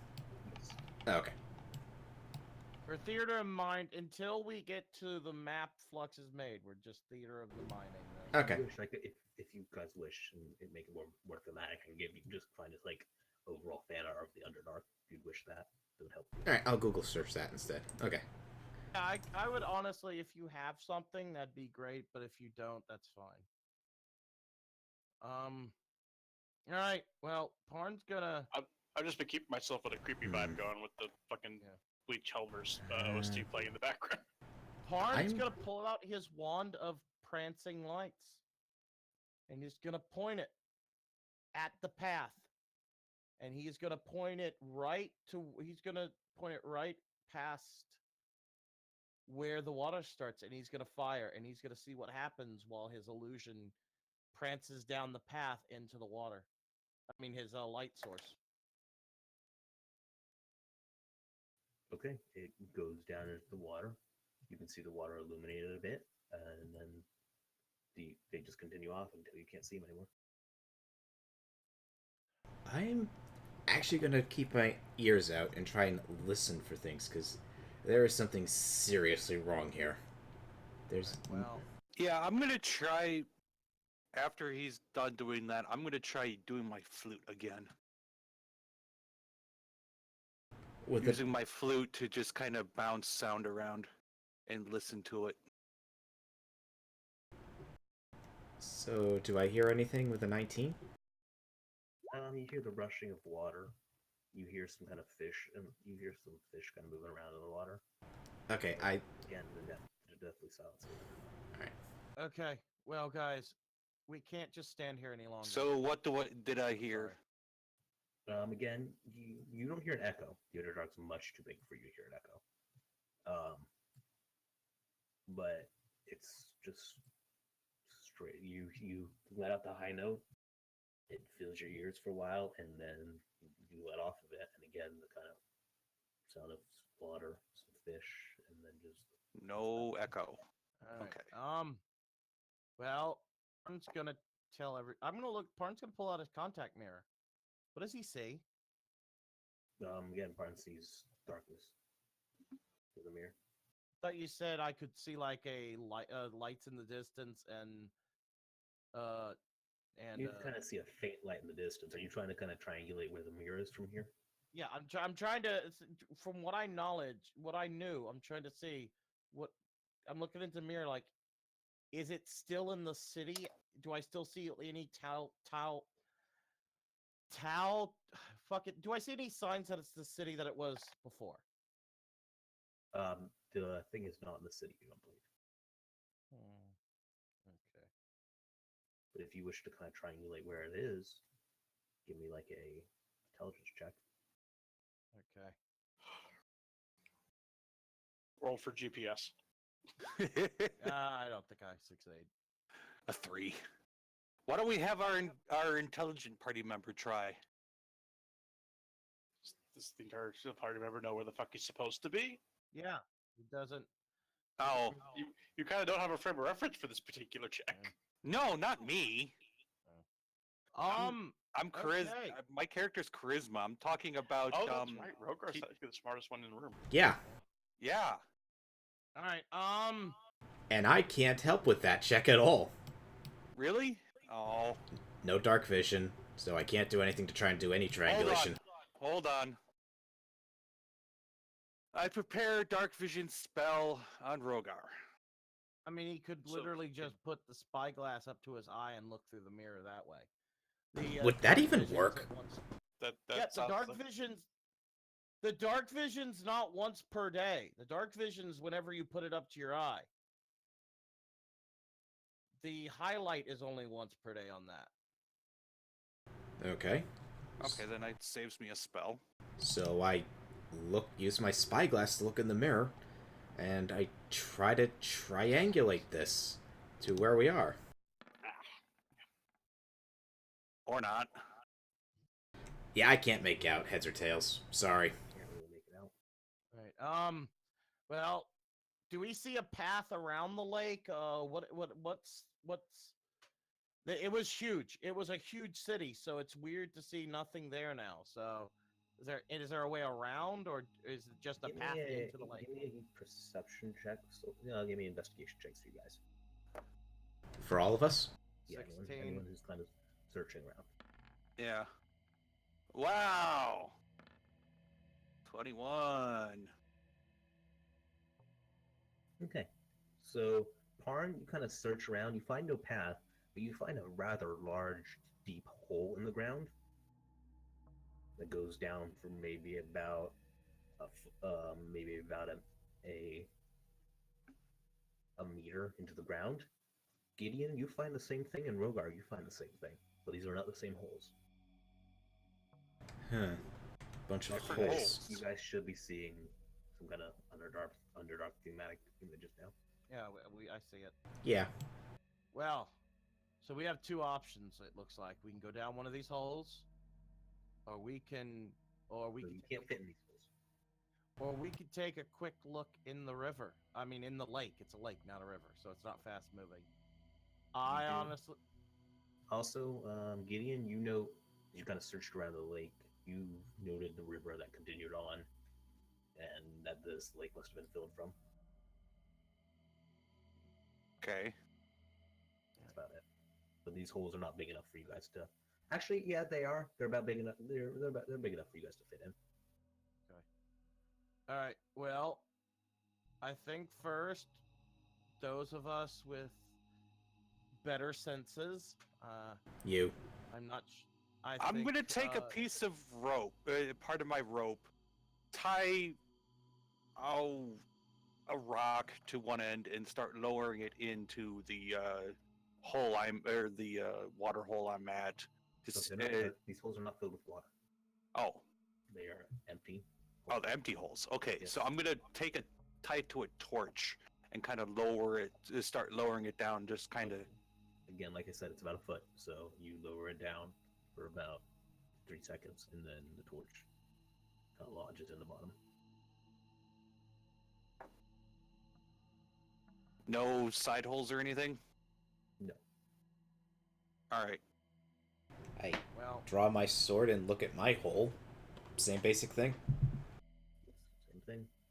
Gideon, you or Rogar, you actually note that around your hole, you see some actual what looks like a crumbled bit of a building, maybe Hey guys. crumbled parts of architecture. Are these holes like bigger versions of the one I saw in the other area? In the main cavern? Yeah. The little cavern? No. Okay. No, those were imprints. These are holes. all right. Guys, Arn get is over gonna here. Arn's gonna stop messing with the holes, and he's gonna go to the lake. He's gonna put his head into the lake and see what he can see. Okay. As Rogar's calling everyone else over, Parm sticks his head into the lake and doesn't hear Rogar calling him. We're gonna handle Rogar first. Alright, so to everyone here, when everyone's, at least the guys that are here, I point out, it kind of looks like some, like, collapsing architecture. There definitely was stuff here. So, what do we want to do? Do we want to go down into the hole of unknownness? And They're only a foot down. Oh. They don't go anywhere. so yeah, I'm thinking stuff may have gone underground. I don't think so. The holes don't only go a foot down and then they stop. But at the same time, in Most my holes hole, are filled in. yeah, at the same time, my hole has some ruined architecture in it. No, not in it. Oh, not in it? Nearby it. Oh, The holes, nearby the it. holes in the ground, and then maybe like a good 10, 15 feet off. There's like the crumbled part of the top of the building. Okay, so it looks like a bit of like a spire or something coming out of the ground. Yes. Okay. You could jump to Parn now. Parn, you stick your head into the lake and you look. Give me an investigation check. Sure, it's not perception. You're looking for I'm looking at wide. I'm not looking at something focused. Yeah, sure. Problem is perception. Perception doesn't work in dark vision, really. It doesn't make sense. Also, by the way, all you buds who are in dark vision, new rule because I completely forgot it. You guys are taking disadvantage on all these checks because dark vision gives disadvantage to checks. Huh? No, Yep. it doesn't. Yes, What? it does. Where does it Yes, say it that? does. In the dark vision rules. I didn't read anything about disadvantage to perception checks with dark. It's because dark vision's black and white and doesn't have good depth perception. Yep. Okay, I knew it was black and white. Okay, I don't. I question this because I did not see anything I like will that. pull it up right now. I have the book in my goddamn hand. No, it's fine. Whatever. Just let me know the page. I will roll perception with disadvantage. Yeah, technically within a specified range, you see as if it was okay. So dark vision, you see as if it was dim light. You see darkness as if dim light. Dim light, however, gives you disadvantage checks. Yeah.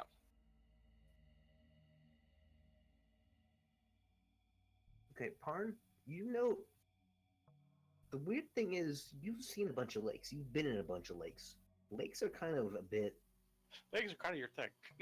Lakeside is kind of a bit smoother on the edges. This is much more kind of jagged and kind of rough around the edges. Like there will be bits where, like looking in the lake, there will be bits where it goes down for a while and then goes back up and goes down for a while and goes back up. Kind of like, I don't know, like it's not smoothed out at the bottom like a lake normally is due to how it naturally occurs. It's almost like the river just kind of filled it in of a big giant fucking hole.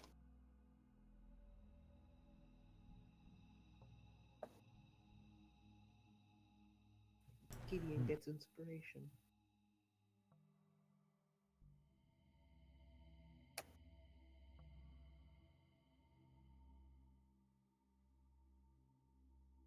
Something just my inspiration is something just kind of tore the You fucking... actively got to get an inspiration point there, bub.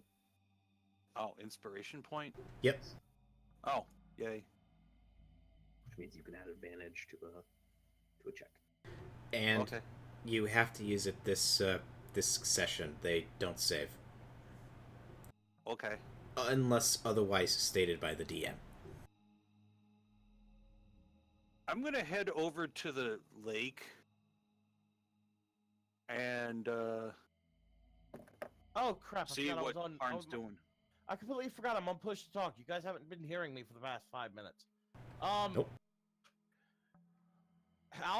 What are the rules for swimming for a non-aquatic creature? How long do you have to make a breathing check? I think it's it's... based on Constitution. Yeah, it's based on Yeah. that. All right, I have a 14 Constitution.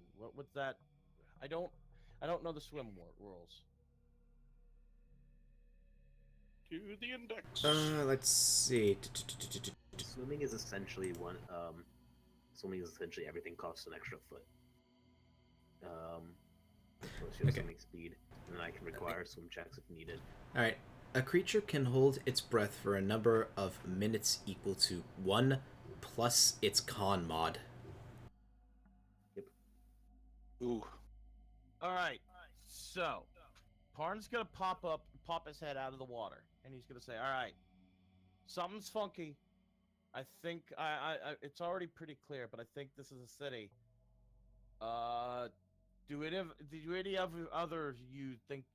any of you think you can hold your breath for about a minute and a half? I think I'm gonna swim. Yeah. Yeah? Yeah. All Can I right. see while I'm doing it? Probably not. I'd have to keep my sword out, but I don't know if that would work underwater. I'm gonna turn to Sarah. Sarah Bot. I pull out my quarterstaff. In fact, I think is the best thing. Will you please put light on this, please? Sarah Bot was busy watching beetles, and she turns around and touches your staff and applies light to it. All right. She then forgot sits back how- down and watches beetles. You're going to apply light to the wooden stick. That's about as tall as you are, at least, and try to swim while holding it. Okay, I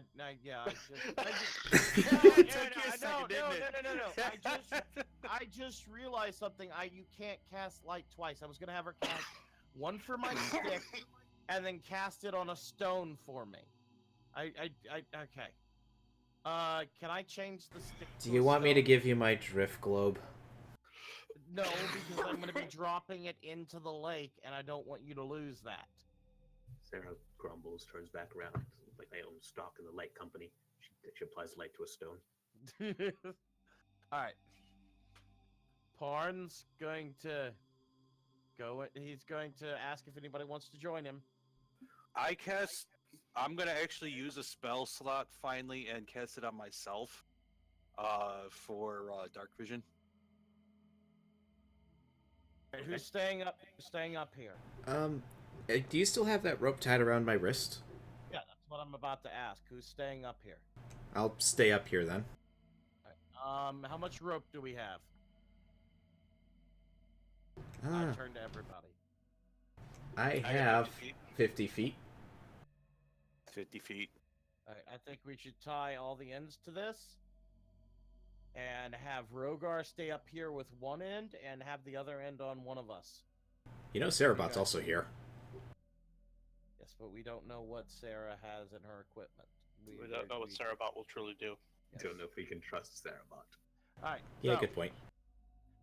Sarah's So, acting Rogar. awfully strange. So that's 250 feet total because I have 2 things of rope. Technically, I have 3 things, but I don't want to undo the grappling hook on the 3rd thing of rope. I have a question That's before you... 250. That's 250 feet of rope. One end tied to Rogar, one end tied to my arm. And I think everyone should stay as close to Parn as possible, and we start swimming down. So when you're tying the rope to your arm? Yeah. Okay. Quick little thing, because you have survival knowledge and you're not that stupid. That's gonna really inhibit swimming, bub. Yeah. Around your waist. You want to try to do it your waist? Around my way. I was waiting for someone to I've swam with not a rope but string tied to my arm, and it didn't do anything. So I didn't. Well, it's a bit difference between string and Yeah, rope. Yeah. Okay. yeah. I tie it around my waist and tell everyone to stay close, and then I think we should All try right. to swim down. Before you guys go in, is there a specific time you want me just to pull on the rope, like a minute and a half? We're not back up in 3 minutes. Start pulling. All right, 2.5 minutes. Got it. Okay.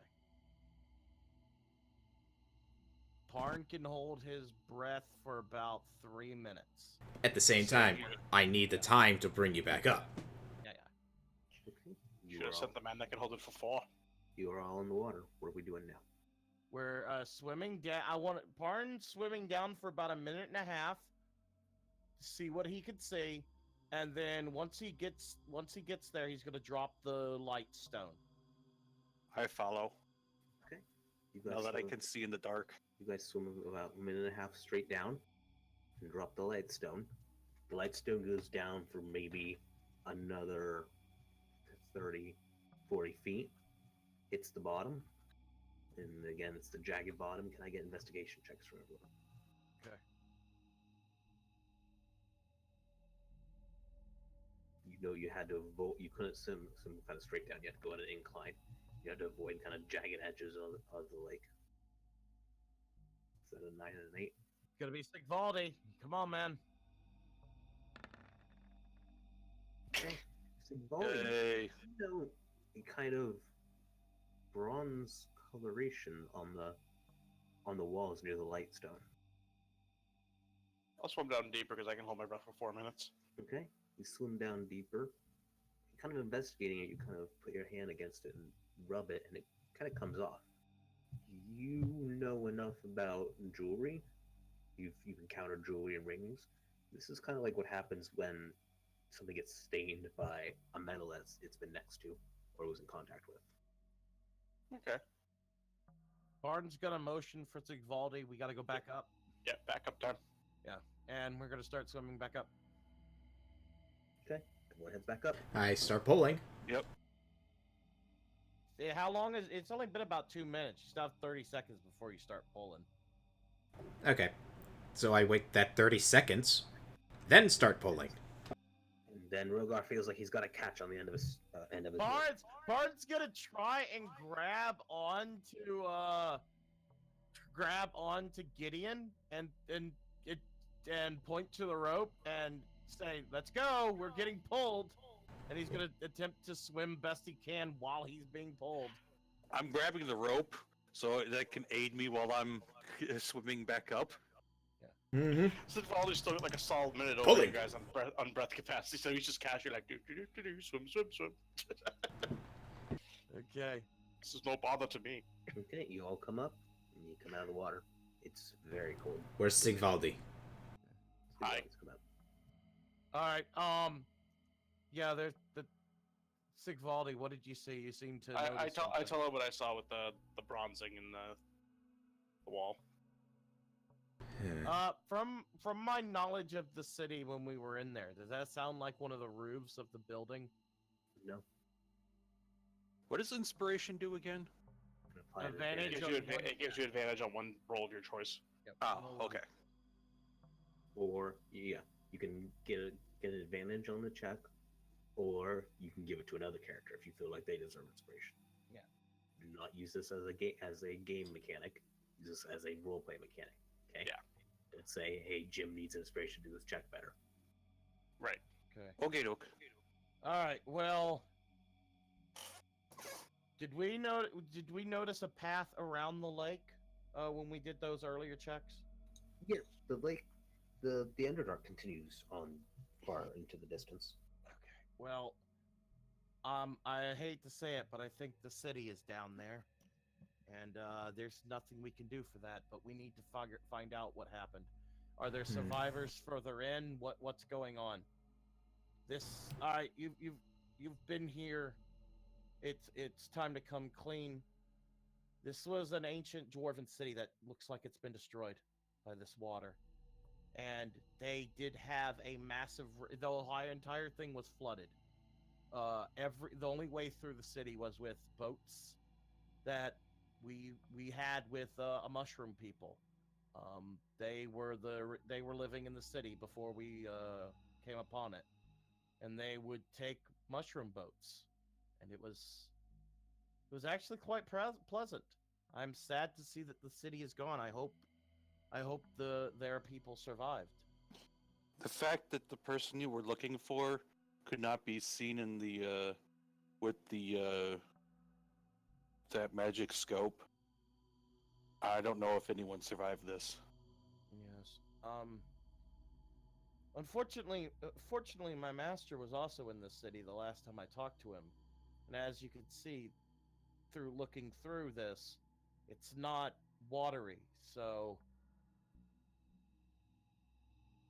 I'm not sure, but I Points out, hey guys, there's more building bits off over there. She points off. Yeah, let's go to those building bits. That sound good? okay. Yeah, let's head in the direction of the building bits. Okay. Because I have a feeling the whole city was scooped by your giant spider. All right. That's the only conclusion I can come up with. I mean, unless... Parn's actually thinking the dam that was holding the river back on one side must have been blown up or destroyed and flooded the city. That's what We Parn's would thinking. find, but we didn't find like next to anything city related when we took the dive. We That's got found me metal confused. down there. You didn't find metal. You found like the rubbing of metal. Okay. Yeah, that's What do you mean rubbing of metal? I don't understand that phrase. Like if you've ever worn gold jewelry, and that also happens with bronze, I believe. Yeah, after a while, it kind of colors your skin. yeah. Bronze does that too. Kind of like if bronze was rubbed against the walls. Okay. Some of the metal kind of just rubs off a little bit, you know. It doesn't. Would that even work with stone? I don't. I actually have done that when I was a kid, like in Vermont. Just get some whetstones and I just smack things against it. It's kind of like how you would test the hardness of rocks by rubbing it on like a plane. Yeah. Okay, I don't fully comprehend this. I'm not gonna lie, but okay. Okay. Like melted metal up. No, attached No. to the- Powder, more like powdered. Yes, Like, but you wouldn't the rub metal up water against something. Wouldn't the water wash away the powder? Because that's what I've done with whetstones. Once you start adding the water, At the bottom, at the bottom of a jagged lake, there are places where the water is more still and would allow for it to settle. Okay. All right, let's continue on then. I think we're wasting a little time here, and Parn's mainly doing it. Parn's concerned for now the dwarven population. He's kind of upset that maybe the entire dwarven population of the world just got wiped out. Yeah, this is kind of concerning. Let's just keep following the track of. I'll be honest. Make for a as tragic player, tale to sing at a fire store. At the As a fire pit. player, I really hope that's not the case, because Flux will have once again twisted the Empire to have a distinct advantage to everything, because they could still make magic items, but the free country cannot, and that's kind of bullshit. But Sarah points again. There's those holes over here as well. Yeah, let's go. let's go to holes. You guys catch up with Sarahbot, and you see another bit of a kind of crumpled building, and again you see those holes. You actually find 8 of them all in total. But they only go down about a foot. There's no tunnel system. Yes. Again, unless the tunnels were filled in from behind as the tunnels collapsed in on themselves. I think we should continue on into the Underdark down the river. That's the only thing Parn could think of. I suggest we Yeah. follow Is there- the ruins. Is there a definite path created from the bits of rubble? You've only found, Like a direction? You've only found 2 instances, but so yeah, you can. I mean, you can find a path between 2 points. Okay, then I'm going to suggest we follow the line made with those 2 points deeper into the Underdark. Okay. So you guys follow the line. You come across again more of the holes and more crumbled buildings, and this continues on for about most of the day. Eventually, the rubble stops, but you continue to find the holes. Continue on into the Underdark. This has been about a day. You resting? Or we continuing to follow? So, We're resting. We're resting. We're resting. We're not gonna go exhaustion for stupidity. That's another 5 right day. They're trying to be giant footprints. Just know it. Well, apparently they're holes, not footprints. At least If the foot is big enough and round enough, like the one at the end of an arachnid's leg, when we saw think of a giant spider, then it would leave a large round hole-like footprint. Yeah. True. We're down to 56 days of rations, so whatever we Well, do. the other thing I think of is some weird gravity magic, and Sigvaldi has no frame of reference for what gravity is to even make that claim. Were there still fish in the lake? Those bland but edible fish? yes, there were. I mean, the lakes you've left Yeah. the lake now. Oh, okay. Should we go fishing? No, I still don't have a full reference. Because the last time we were here, it was essentially an open cavern with a lake in the distance as the only exit, and then the city. And my picture of it is, we're here, the city's gone, it's just full of lake, and the river is in the distance. Okay, no, then you imagined it wrong initially. So imagine, we'll draw it out. Imagine the mouth that you came out of, that looks off into the distance. You come down the mouth, you continue on. Again, the Underdark is a gigantic cavern now. I know, but we were in one section of a cavern with a city, and that's where we went. You were in a giant cavern that continued on into the distance. You couldn't see any real edges other than the wall you scaled down. Yeah. The city was there. Think of the Underdark as a giant hollow space in the world that takes up the entirety of the world. It's not a series of caverns. It is a cavern. Okay. Well, then let's just continue on. Then that means the entirety of the Underdark is flooded. Then. Well, at the very least, this section. Because it took us a full day to climb down into the city last time. That's a full 8 hours of climbing. That's a pretty deep hole, and you're telling me that entire thing is flooded. So No. Okay, if it look any day, any measurements, if I messed them up, it took the same amount of measurement to get here and to get to the city as last time. So, magic. How deep was the city then? The city, I mean, from the surface, the city was about. No, I mean from the vantage point, because that's where my frame of reference. Okay, from the vantage point, it's about an hour, 45 to an hour down. All right. So when we got into, this is just to help me process what's going on, because I'm having a hard time. Yeah, sure.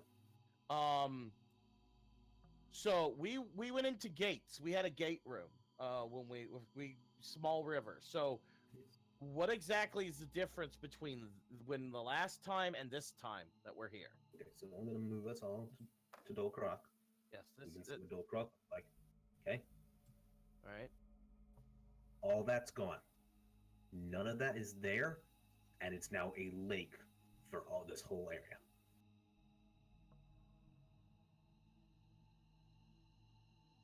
Okay. This is a massive lake that is where the city used to be.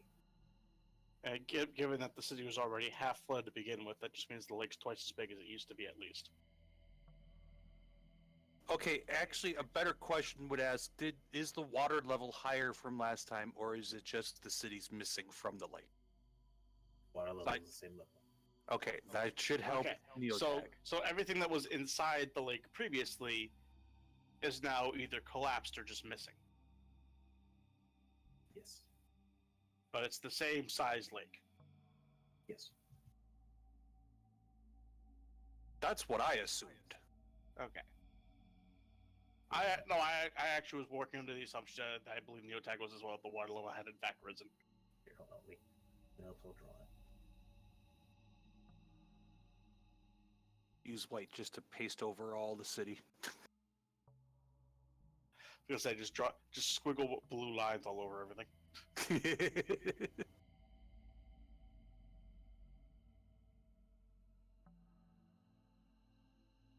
There. It's all in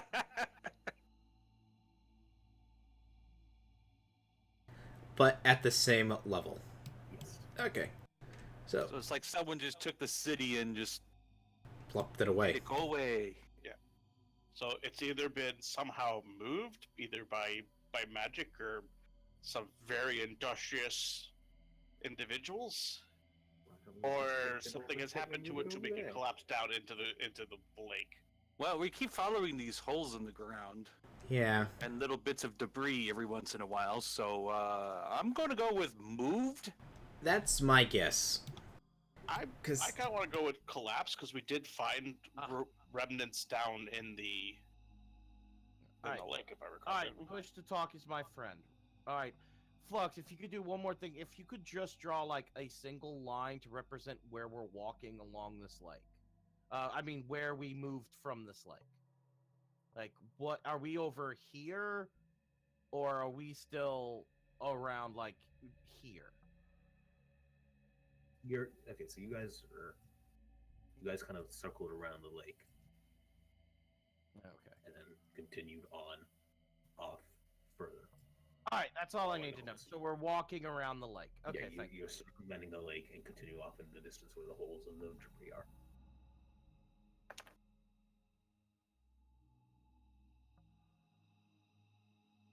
Okay, so I really appreciate that. Thank you. Let's continue on then.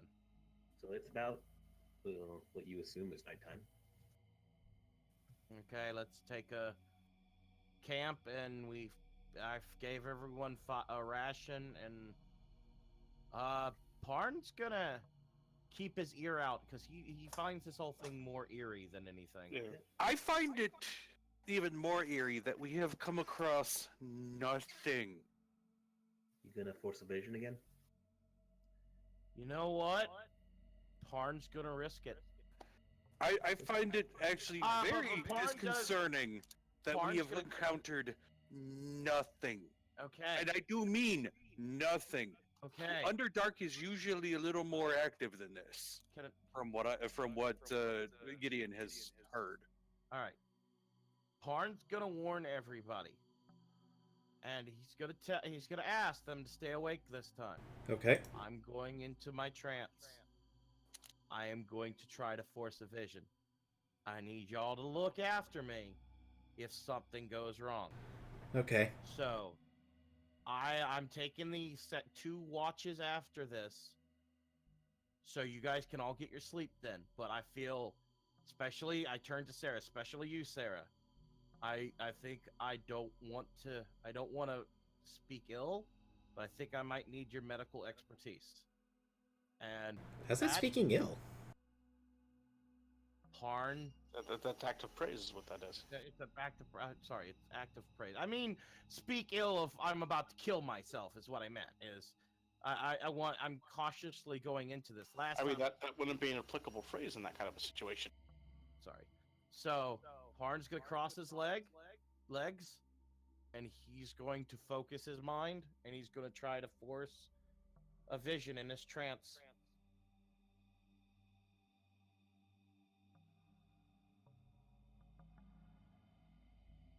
He's also going to keep one image in mind. He's going to keep Ardrin in his mind.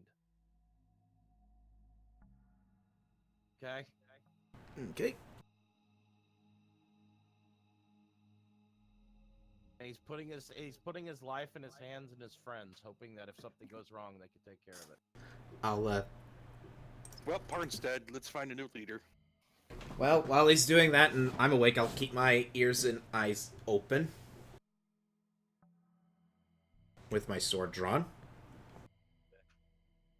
Want me to roll perception? We're going to attack the magical backlash of the visions with the sword. Suddenly, an astral warrior pops out of Parn. He's not moving, but you guys all see him try to attack you. So, perception as I watch over him. I think Flux is typing to me right it's now. fucking fitful. You know his nose is starting to bleed again. Oh, okay. Sarah? Nose is starting to bleed again. I'll take a little bit of burlap and just put it to his nose. If it gets too bad, Sigvaldi will slap him awake. Arn wakes up screaming. And I'm gonna need Sigvaldi you slaps him and tells him to take it together. Arn, I'm gonna need you to do a wisdom save. Okay. Well, if there wasn't anything in the Underdark before, him screaming his bloody head off should attract something. Also, by the way, 12. Neo, let me amend to that. That waking isn't a normal wake. That's not a nice wake. That is a kind of imagine tearing. Imagine like something's tearing you awake. Something's forcing me awake, forcing me to stop. Not like the seeing. word tear, like remove. Like imagine physical tear. Oh.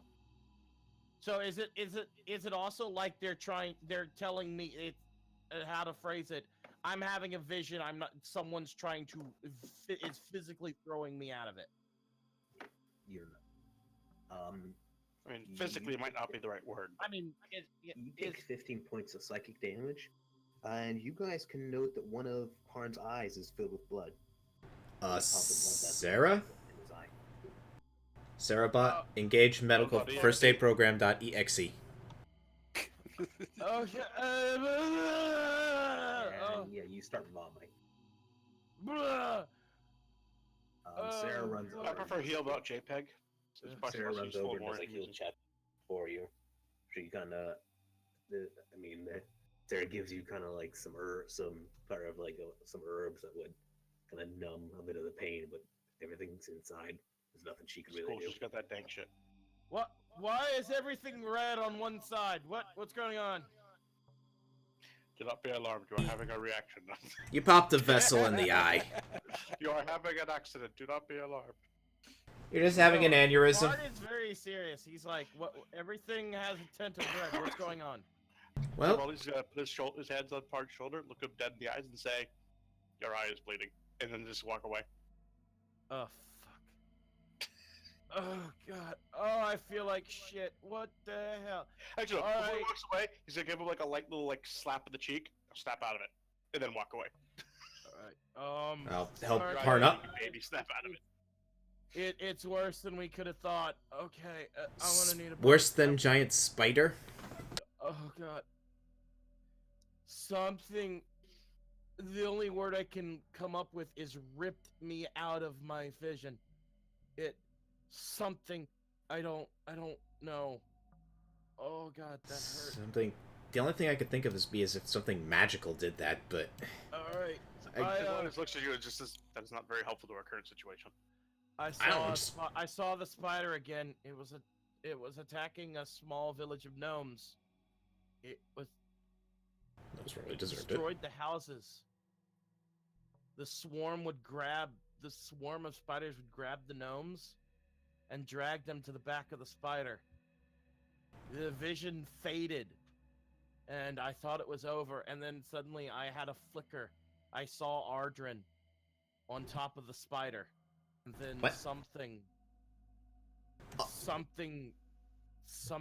ripped it out before I could see more.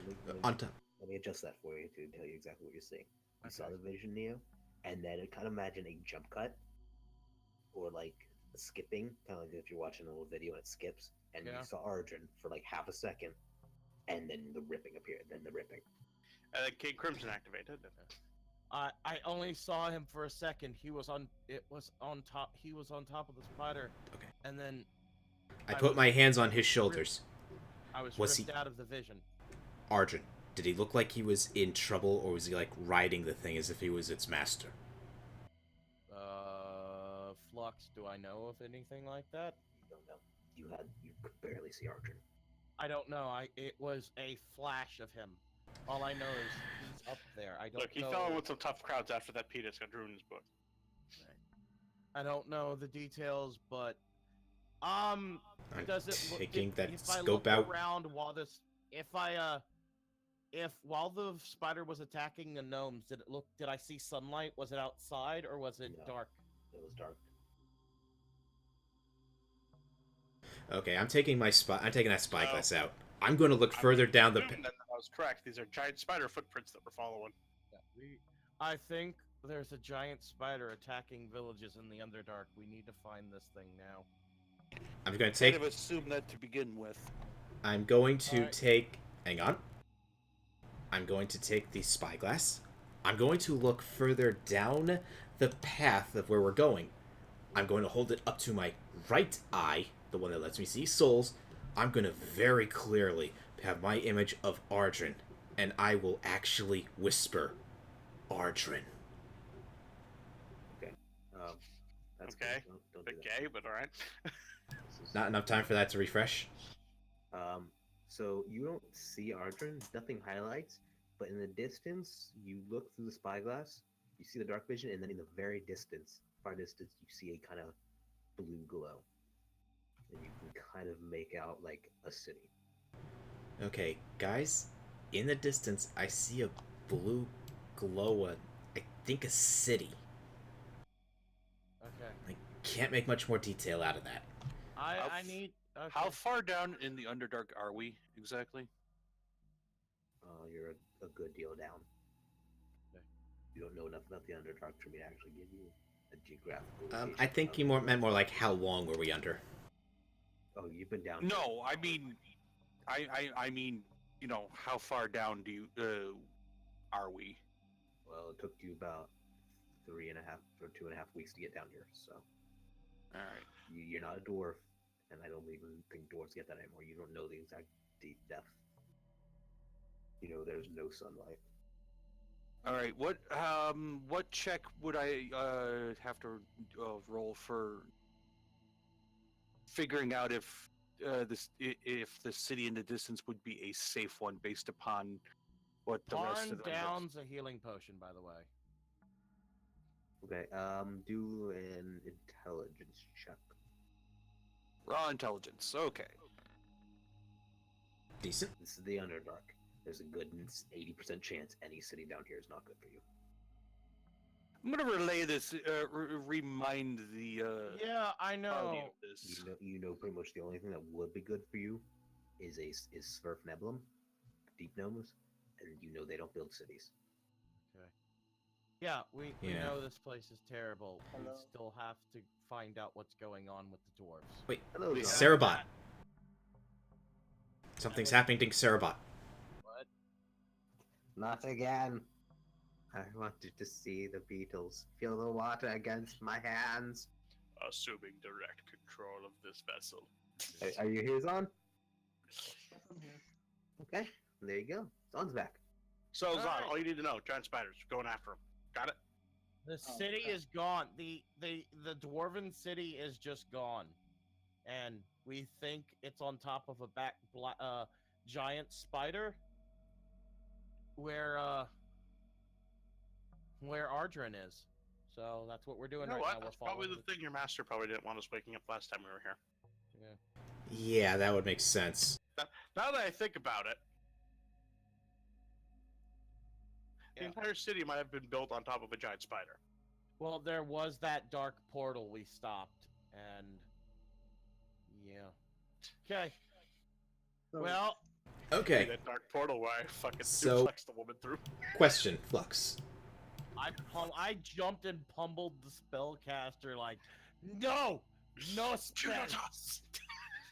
Alright, Yes, Rogar. so now that we know what at least those holes are most likely spiders, I'm going to try and roll a nature check to get an idea of, like, what kind of spiders, like what they're, like, how they would hunt, like, if it would be, like, the webby kind or the venom kind.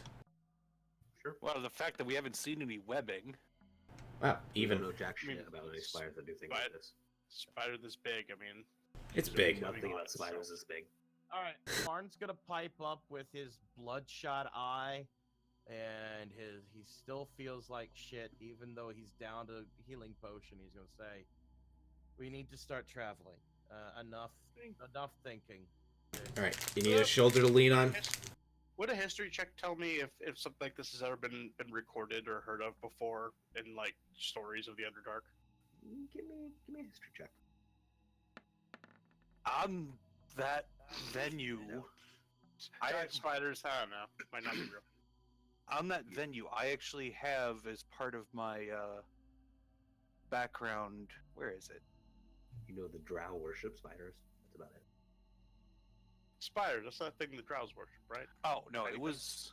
Yeah, They're hard we fought a Drider, one of those things they throw out, What right? is- Oh no, that What was was under spider ever personality. It was under personality traits. No, a story relevant to almost every situation, so that doesn't quite mean anything. Okay. It's just personality Wait, traits. you mean like cities aren't always built on the top of giant spiders that are move around from one place to another? All right. I Sorry, think we spiders. That reminds me of this one time. There's this big God. spider in my shower. All right. Can we travel on now? Yeah. I thought we were. Okay. No, Yeah, I we've just just assumed been you kind of were. bullshitting for the past. Hey, but Okay. bullshitting. Hey, there's no reason that says you can't bullshit and travel at the same time. Most fun I've had in the last hour. Sorry. So, Parn, do you need a shoulder to lean on, or are you good? No, I'm good. Alright, let's go. I'm keeping the spyglass up in front of my face. You guys go get it for an hour. I need everyone to make con checks. 'Cause Why? no Oh one's yeah, we were up all night. corn bubs. No, they No. they waited. No, Oh. no, Yes, we they started. waited. Yeah, but we started moving on as soon as you finished your trance, which means we never actually took our rests. Mm-hmm. Yeah. Right. Damn it. Damn. Okay. Okay. Oh, Here's whoops. the crit fails. And here's the next Dexterity. turn you roll. Hold on. I wanted to I wanted to roll that with my fucking thing. Hold on. He's gonna outrun the tired flux. Do I need to make No, one you're, flux? no, you're good. Actually, yes. Cool. We'll just carry. A restful sleep. What you did was not considered restful sleep. Yeah. The screaming in Alright, terror. so, Yeah. so me and Rogar will carry Gideon and Parn on our backs so they can get some proper sleep while we march on. Yeah. I feel like you should probably sleep. Yeah, we probably should. Yeah. Let's. Now that the other two, now that the other Parn has tired himself out dramatically, it's time to set up camp and actually rest. Now that Yeah.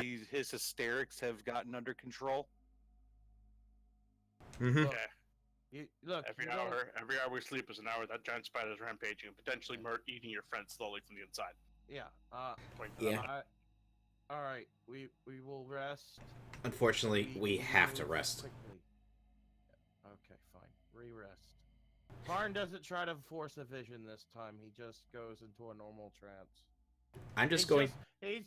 he's got two invisible ping pong paddles in his head, and he's just bouncing a ball back and forth while he's trying to focus on nothing. How trances work, but okay. You remember memories in a trance. What? You relive memories in a trance. Oh, right. Oh, then can I relive the vision? Can I try to That might be a bad analyze the idea. last? That's No, gonna- I'm not going into the vision. I'm trying to analyze. What I So, saw. remembering what you saw. Yeah, remembering, seeing if I notice any Okay. more details. My thought is just that I don't know if remembering it is going to have the same psychic backlash effect as having it. I mean, this is a way to I'd be find out. wary about that in any sort of concerted. At least for a bit. Alright, fine. Parn doesn't do that this time. If we get another rest in between now and when we get to the spider, maybe. But for now, I think your priority should just be getting actual rest and letting your mind just kind of wander through your memories. All right, fine. I wander through my memories. I think of Ardrin and our adventures together. That's what I think of. Broken Parn. Okay, so you guys have a nice rest. Nothing messes with you. Again, these areas are empty and odd. Unusually empty. Okay, we get it. All right. Unusually empty. So And I you guys wake up with what you can't even assume it's morning anymore. You guys don't know. All right. You've lost track of time, really. I give a ration to The day everybody. fungus started glowing instead of the night fungus. Yeah. Give a ration to everyone. We all fill our water skins from the decanter. We all get our drink, and then we move on. all right. No We real pick chatter, up. No, nothing. Happy. It's time to get moving. We should not have taken that rest, but we had to. Okay, you guys continue on following the holes. And I- yeah. Are there- Actually, out of curiosity, are there questions for like double time marching? Yes, actually, there is. I said this might be a double time situation. You can move twice your movement speed for an hour without penalty, but anything after that is con checks. Okay, so we can basically do the equivalency of 2 hours of travel in an hour. Yeah, if you want to, everyone uses. Normally, the travel pace is normal. If you stealth, it's considered slow. If you're going fast, it's a -5 penalty to any passive perception checks. Okay. I don't think we need the high perception to notice a giant fucking spider, so I Yeah, think just alright. going Okay, fast. you would go be fast. good. Mhm. You guys head on, and you come across a city. You finally get to where Rogar saw the glow, and you see a massive city. What's its condition like? Does it look like it's intact or like It looks damaged? like it's been fucked up. In fact, Parn, you've seen the city before. This is the first city. This is the first city that was attacked. So we're at least two The one cities by behind. giant spider? Yeah, let me check something with division. The vision didn't mention what was being attacked. Did I see anything? Did I see like No, what you were far enough- exactly you was? weren't close enough to see what was actually there. Okay. I know we are 2 cities behind. We need to make a quick investigation, and then we need Actually, to move I forward. have a quick question. Does anyone have any chalk? I do. How much? I might. I have a stick of chalk. Let me look at Parn, the pack mule. Does he have any chalk? I do not have chalk. He has 3 sticks of chalk. Because I have an idea I want to propose. What is it? I have a faster move speed than most people in the party. If while you're I- investigating, I run ahead and find where this thing is and leave trail marks behind with the chalk so you guys can follow it, that might speed up everything else, because then while you're investigating the city, I'm already trying to find the path. That what's your- makes and sense. anyone else who could keep up with me could come with me to help me track it down. What's your move Uh, speed? Yeah, what's 40. your move? What? 40. I'm 10 faster than you. Parn So will... yeah, so theoretically, we could go 10 faster than the rest of the party, and leave. Wait, what? leave You have trail a? markers. You said 10. You said you have 10 faster. You got a speed of 50. Yep, because I'm a monk. Yeah. I'm at 15 bonus speed for my monk right now. Because I'm a wood elf, I got a bonus extra 5, so I'm at 50 movement speed right Yeah. now. And I'm at 40 just for being a barbarian. I'm 30. So, I'm slow. Part and I, if we push ourselves and make the con checks, we could fucking book it and track this thing down and leave a path for you guys to follow with the chalk. Sounds to be as good a plan as any. That way, we're not wasting our time investigating here, then investigating the path. So they can investigate as we continue forward, essentially. is what While you're saying. we find and scout out the path. Yeah. Okay. And then once we Wouldn't find the it- damn thing, we'll just wouldn't it keep a make- safe distance behind and keep marking where it's going as we keep up. Wouldn't it make more sense for the speedier ones to stay behind because they can catch up? No. Yes, that makes more sense. Because I feel like fighting this thing is faster is more important than finding it and then getting caught up. Investigating what's Yeah. going on behind us. Then let's That's not just my investigate at all, because the way you're doing it, the people who stay behind will not catch up. Yes, you I mean, will. once we stop moving, you will. Yes, we're If leaving the markers. spider is still moving, That then depends on how no, fast the you spider's won't. moving. The other, you're Because there's also the possibility that you might be too slow to keep up the spider once you find it. If that's which the means, case, we and if will that's just- the case, then we we'll will slow never down. catch up. Unless we slow down at that point, But, realizing that hold you on. have to catch up. I'm going to interject here just to simplify things because that's how the 5e has it. Movement speed doesn't change travel speed. Is it on 5e? No, travel speed is the same for everyone. Really? Huh. Because it's assumed movement speed is during combat where you're going all out. A soccer player isn't walking. Then in at that soccer case, player it pace. should be the guys with the highest I, constitution going ahead because they have the better chance of pushing themselves. Yeah, if you guys want to force I'm- march, that's different. Okay. Yeah. There is a overland speed system in 5e based on your movement speed. I'm looking at travel pace. Yeah. I'm DM, and this Okay. argument is getting us nowhere. So All right, fine. We all move the same. All right, let's all do quick investigations as we pass through the city and continue on. every character's speed is assumes short bursts of energetic movement in the midst of a life-threatening situation, not Okay. just base walking speed. Okay. You're just walking past the city? Yeah, we're doing quick investigations as we walk through the city. Yes. Okay. So it's the 12, Sorry. not the 19. Okay. Sarah, this is a drow city. You know it's just recently been attacked. But other than that, you guys are keeping your distance because, again, drow. Yeah, you don't even need a knowledge check for you guys. I'm gonna. Barnes an elf, so thereby he succeeds at knows to stay the fuck away from drow. All right. Yes. Drow City, Barn stay away. knows Got it. If you guys want to get any more, you'd have to like stealth into the city and find out. Let's not. Okay. But Let's you continue note that on. the city's been partially destroyed, All right. and Parn remembers this is the first city.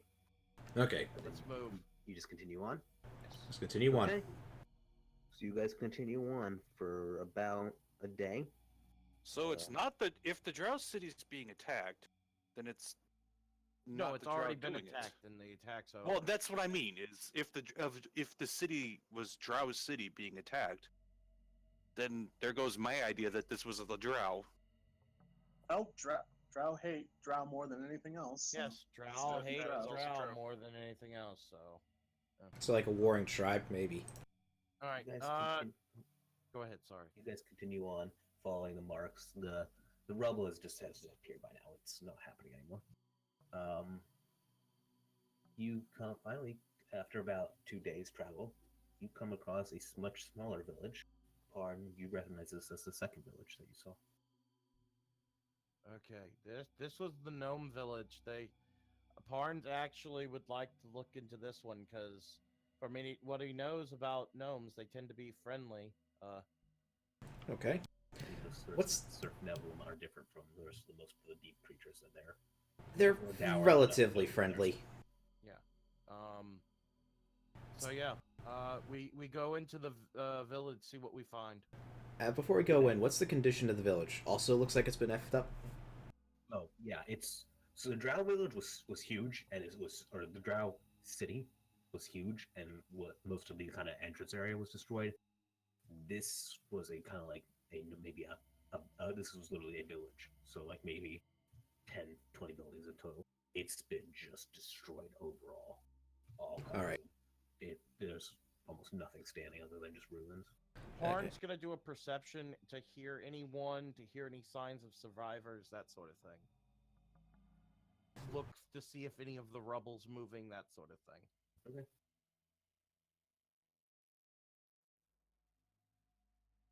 25.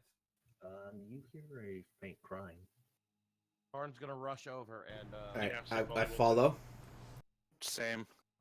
there's someone over. Parn's gonna say, "There's something over there. The Someone." moment you start rushing over, you hear the crying. You hear a shuffle of feet, and the crying kind of stop. And you Uh-oh. see kind of a shadow run away and try to hide. But your perception was good enough that you see where it hid. It's hiding behind Mostly like Carpet. Mostly. We are not here to hurt you. We are trying to follow the spider. What happened here? I poke Parn and ask, "You sure they speak common?" No, that's why I'm saying this in common, elvish, and goblin. I'm saying it in anything I have. So you say it in common. Nothing gets replied. You say it in Elvish, and you hear the feet start running again. Bad idea to speak Elvish in the Underdark when there's Yeah, I fucking know. drow down here. But I the drow speak language in- is different. But Unless speak it as undercommon You say doesn't it in exist. Goblin, you hear the running quicker. Oh god, it's Party Goblin! Run away! Does anyone speak anything? Is it a monster language? I speak. I speak Celestial. Draconic. I speak I speak Gith Giant. and Draconic. I speak Let's Celestial. try Celestial. No, I don't know. I highly No, doubt no this one will work. speaks gnome. I start speaking. I start translating for Gnome the actually egg isn't a into common Celestial. language in 5e, so it's not valid for taking a character creation. You kind of, as you start speaking in Celestial, you kind of see in the distance a small head poke out, kind of eyeballing you guys. Parn's going to actually get on his knees and get as non-aggressive stance as he possibly can, and basically try to motion for them to come close and point to Sarah. So Sigvaldi will also just kind of sit down and kind of put his hands on his knees so they see that he's not being threatening. I'll sit down, but I'm gonna have my spyglass out in front of me. Okay. I love this. He's just like the giant dragonborn sits down, but he's like, "No, I can't let go of my giant monocle." It helps me see in the dark. Very far away. Not so much close up. Actually, it's anywhere from. He's the gnome's staying back, hiding, but keeping an eye on you. Hey, I mean, I gotta. hey, No, that Gideon, won't work. Gideon, play us a nice tune. I pull out my flute and play soft. Wait, before he does that, before he does friendly that, music. I just quickly put my hand on his shoulder and just do a quick perception check to see if I hear anyone else. If that's just the only one. Doesn't really matter if. I'm paranoid. Do I hear anyone else, or no? No, just you hear nothing. Alright, then I look to take my hand off his shoulder and just nod. I don't know if this will. So Flux, remember that old drow longsword I picked up when I killed that Drider? Yeah. That was like an old, like busted, like broken in half longsword, right? Yes. Okay. I'm gonna pull that out slowly so they can see that it's like a broken, like I clearly probably killed a drow to get this sword, and just put it on the ground gently, Well, you still so have they that can see that drow I'm head. not a friend. Yeah. The surf nebulum comes out. And you can see it seems to be a boy, maybe not full of man, but an adolescent. Kind of Like 10 years. Alright, they're so the equivalency of like maybe a 10-year-old. Parn's going to Like- try speaking. Like, the idea here is like, drow aren't our friends either. Look, we killed drow. Yeah. Cool, same side. In fact, I'm gonna take out the thing I've been actively trying to not show anybody. I'm gonna take out my Imperial Soldier's insignia of rank to show them that I'm a soldier.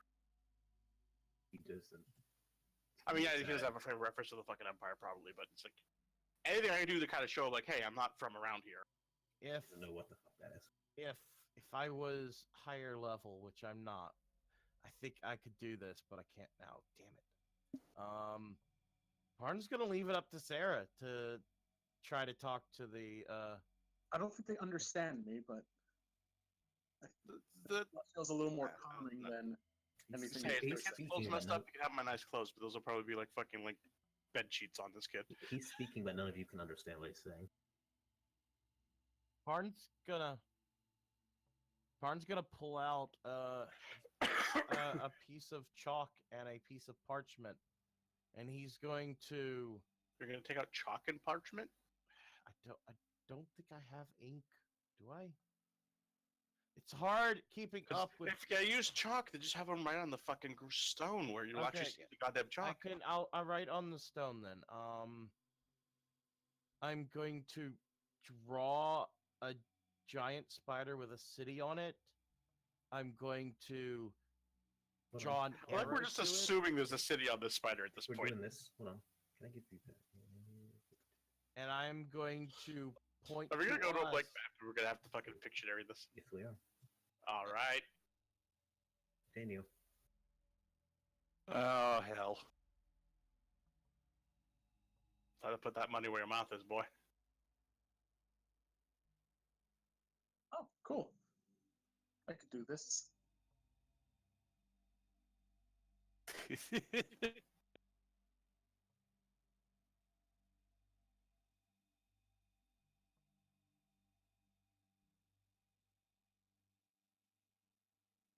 As he's watching you draw, his eyes get a bit wide. So Baldy's gonna see that, just kind of Point at it. stop Parn where he's at, and be like, he's gonna point at this thing, point at the kid, and point at it again, and kind of like motion around, like, hey, was this here? Did this do this? The boy nods. He Okay. he puts his hand out and points at the chalk. So Sigbaldi's going to point at himself, and then he's going to X out the thing. Okay, I didn't do right. Yeah, he's going to X out on it, and then kind of like do like a throat drag, like, you know, I want to kill this thing. And he's going to kind of like point around different directions, then point back at it, trying to be like, where'd it go? He points at your chalk again. And he's like has his hand and he's kind of the gimme motion. I give him the I chalk. keep forgetting I'm not on continuous. I'm sorry. I hand him a piece Yeah. of chalk. He starts drawing. That wasn't drawn freehand. I now have 2 chalk left. I'm not going to take it back from the kid.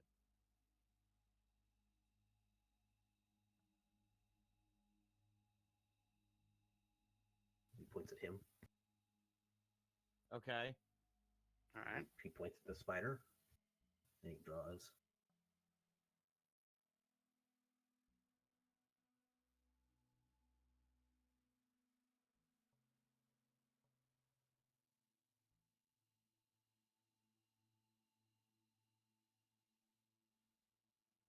Because a very crude gun. No.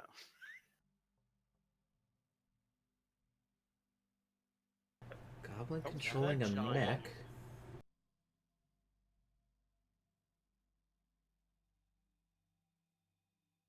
I'm gonna.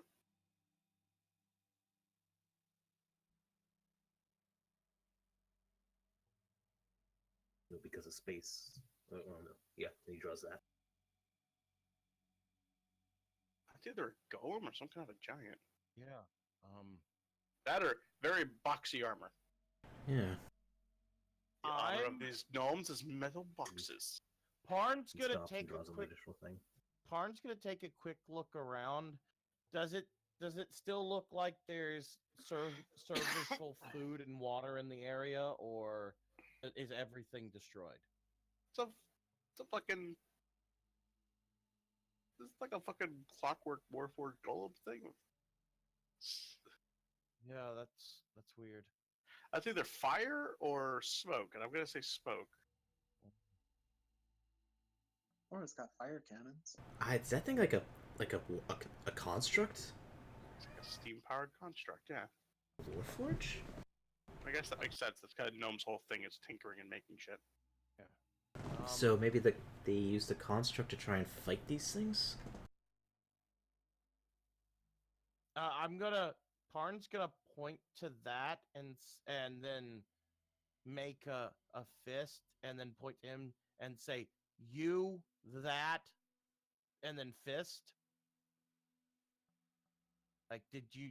And I'm like, did you? And then point to the spider. He Did looks you- at your fist and he runs off and shouts at you guys and makes a coming motion. Okay, fine. I follow. Sick Baldy will follow.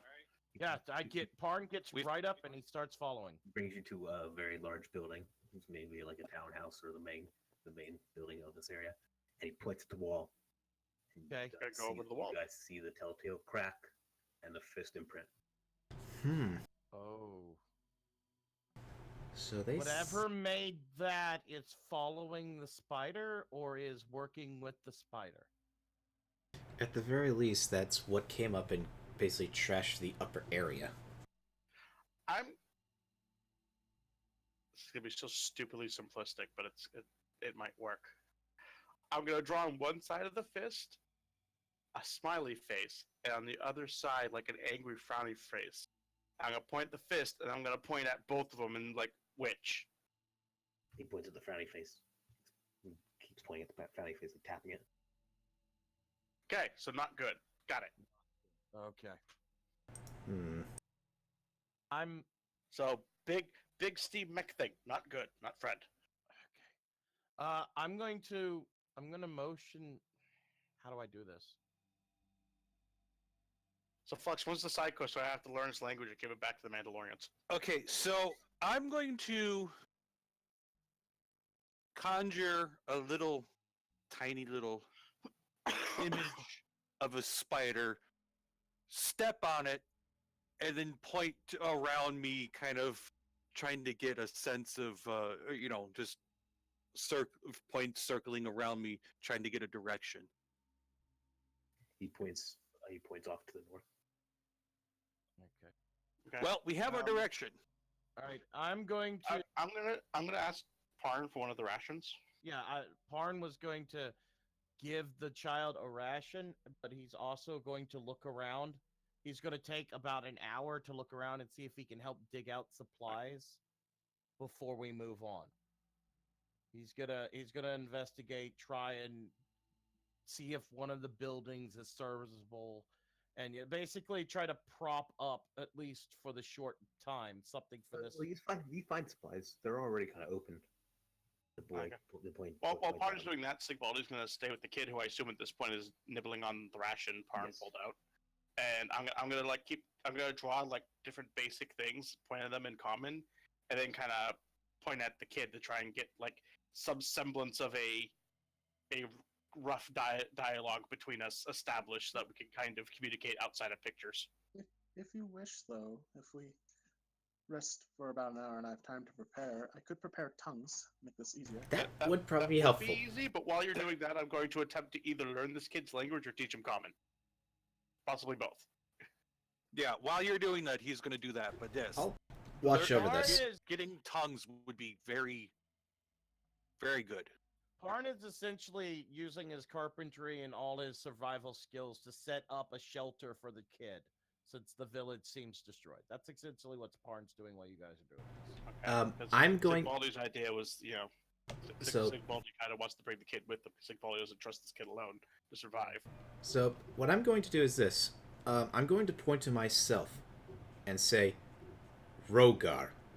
I'm going to point to Parn Sigvaldi and would say, do the same. Parn. Yeah, Sigvaldi would do the same. Sigvaldi. I do the same, Okay. Gideon. Points at Then- himself. Tarwin. Tarwin. Boy's name is Tarwin. Got it.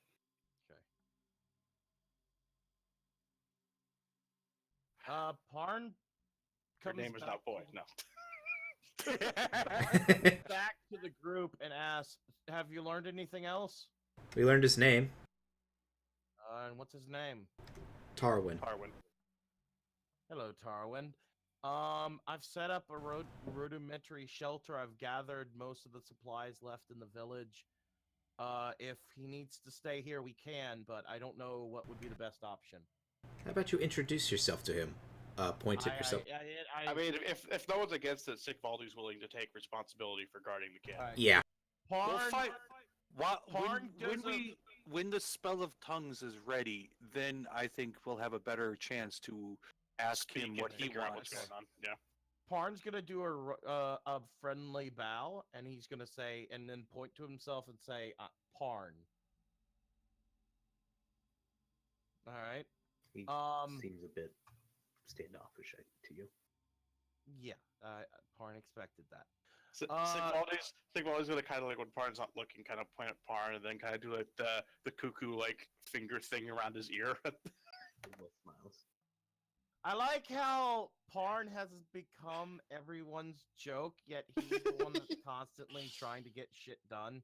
I know, but I love that. No, fine.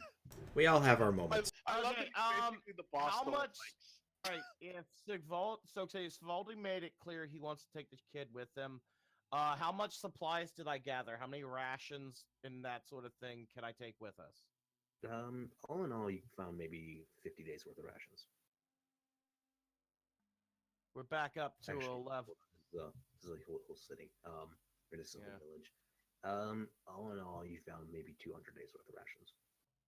Okay, I don't think I can even in my bag of holding. I carry can all carry that. some of them. I can carry I can some. Carry, how much do you want me to carry? I still have 415 pounds This is like of storage in my bag of This is holding like- still. It's like some stores of grain, maybe some fish, some fungus, bugs.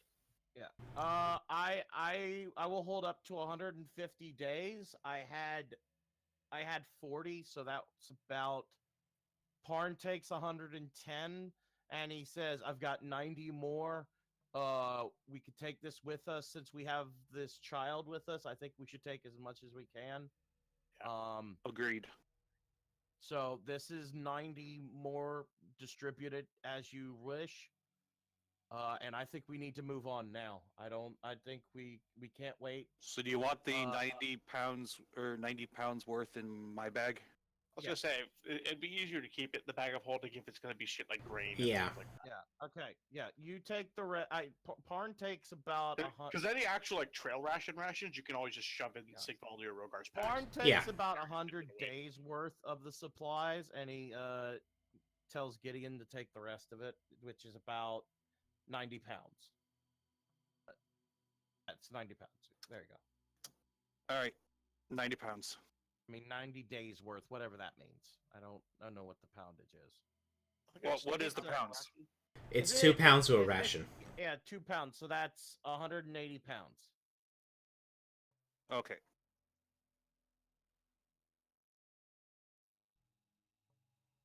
The good thing a bag of holding holds 500 now and not Yeah. 250. I just realized I forgot I still had Where There's a Way for 10 hours on loop playing in the background. Okay. All right, let's start moving. And Yep. I motion to continue moving. Sigvaldi, you seem to have the best relationship with the kid, so We're waiting until this spell. No, Yeah, we're gonna. Sarah was prepping tongues last I knew.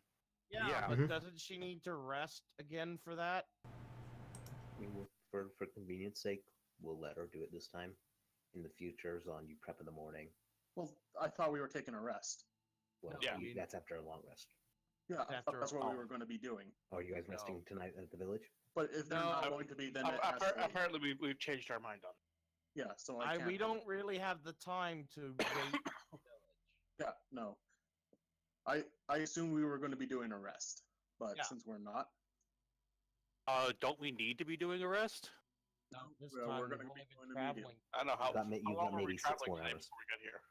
Yeah, we got You- 6 more hours of travel we can do. Okay, Alright. I'll hold my hand to the kid in offering to take him with us. He kind of I looks thought he was around, preparing it as a ritual. looks back- Tongues he can has be to prep- prepared as a ritual. Yeah, Plus, he's not a wizard. He has regardless, to I prep need first to- for rituals.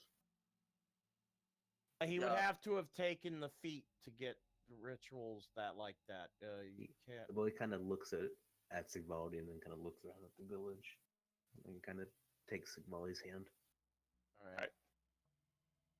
Actually, Are you? I'm gonna ask Sigvaldi. Can you carry gonna- him? do I? Yeah, I do. I'm gonna take one of my 2 hand axes, and I'm also gonna offer that to the boy. God damn it. The boy takes the hand axe. Okay. Okay. If he needs to, I can carry him too. Oh, if he can't keep up. Yeah, I'm just. And since you're already calling him the boy. Since we're speed traveling, I think it would be best to have you carry him instead of Okay. him trying. I'll get him up on my shoulders and.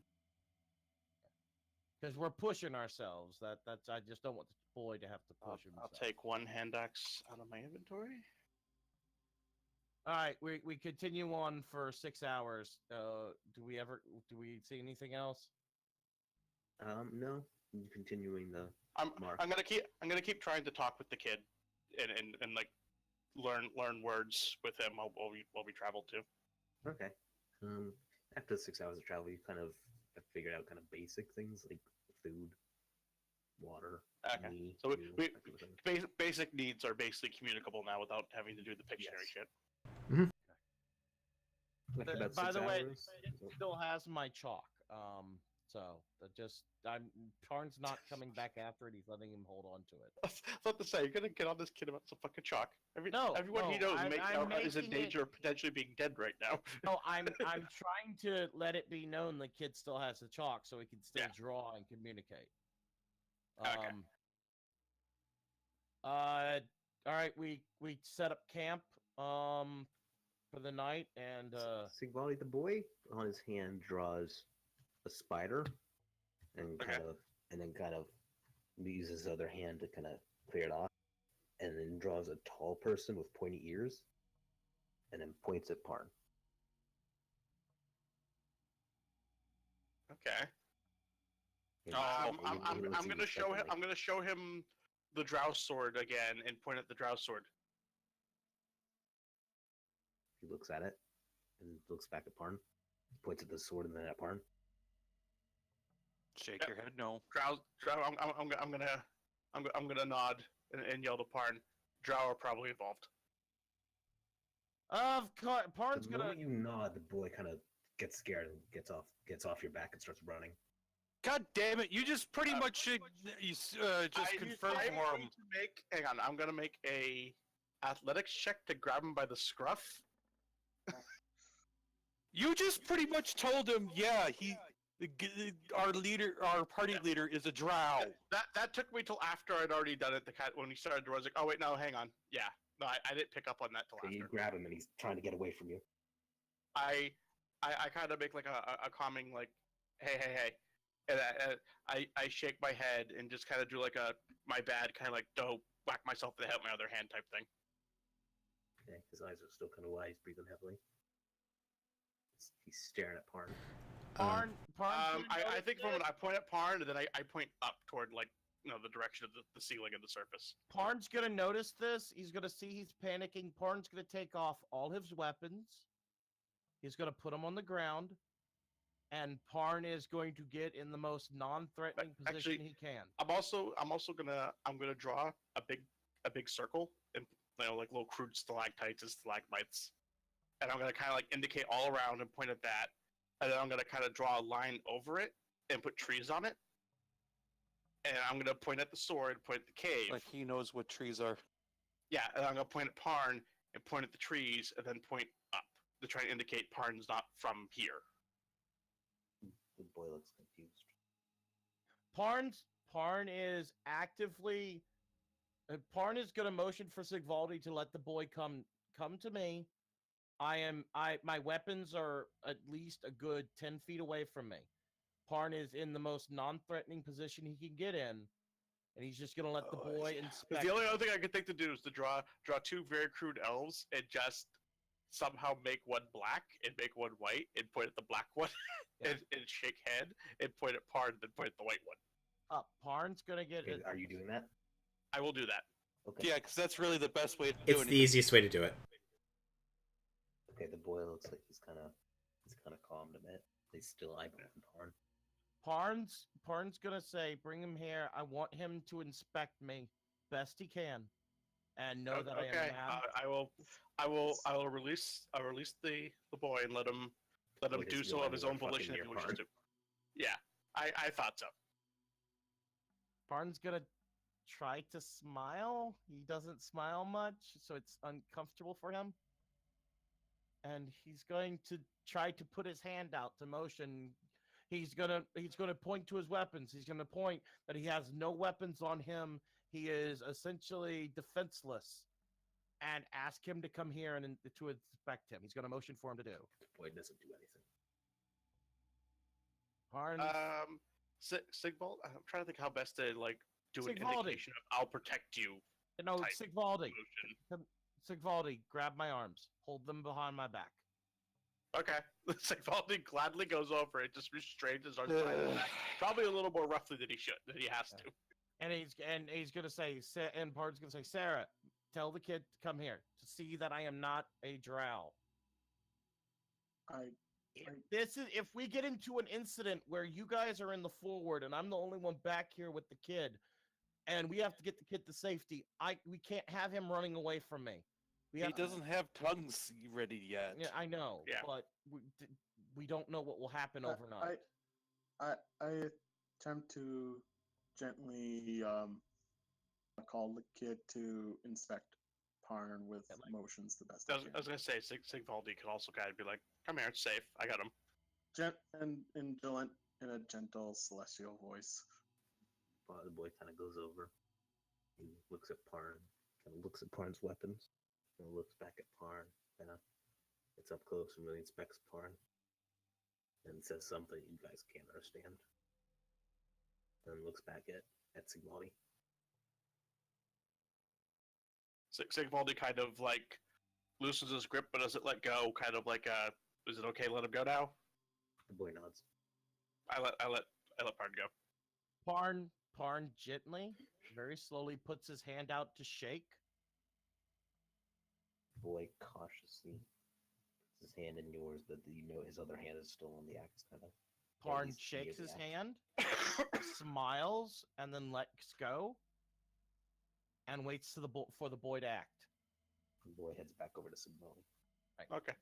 Parn Back on the back on the shoulder ride.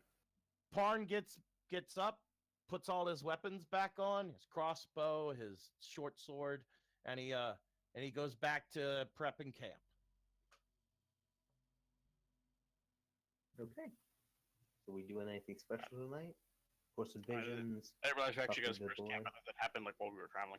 All right, Parn's gonna openly say, "Should I force another vision? I've had time to rest. No. We don't know where." We don't know what doing this prolonged will do when the last one pretty much almost ruined one of your eyes. Plus, Not only we that, don't want to freak out the kid. Yeah. Fair enough. not only that, but your screaming last time that was no good. If who's to say you won't get your whole mind torn apart? Now that we know that we're on this thing's trail and we're catching up with it, It might be trying to sense you by you trying to vision it. we don't know if any of the smaller spiders stay behind as it moves or not, and we don't want them necessarily hearing us if it does. Parn, I agree. I don't know the specifics of these visions. These last few times are the first time I've ever tried to force them. Normally, they just come at will when I sleep randomly. Sometimes I will go months without a vision. Sometimes I'll have one every night. I don't know. Maybe trying to force it is what's causing the damage. It may not be. Or it could be the spider or whatever's controlling it is aware of your attempts to get these visions and is actively trying to stop you. The only other time I've ever had something actively try to interfere was the Golden Dragonborn back during the Orsini incident. I saw him and it's like he blocked my vision. And I don't want to take the chance that this thing is also aware consciously that you're doing this, because then it knows that we're on its trail still. Not only that, the last one was definitely trying to stop me. The last one definitely was. Let's let it think that it's discouraged you from further Yeah. trying to Okay. interfere with it and follow it the old-fashioned way. Let's let it Not think we're only chicken. that, but you don't want your mind ripped apart, do you? Because it seemed I'm- like it seemed to me like you were having your mind ripped apart. I mean, not for nothing. It might be an interesting experience. It has been a 201-year-old life, but yeah, let's not have my mind. Probably not a pleasant way to die. If it's all the same, how about we try doing that on the way back? How about you try to die the way life is intended to die? Drunk, balls deep in a hooker.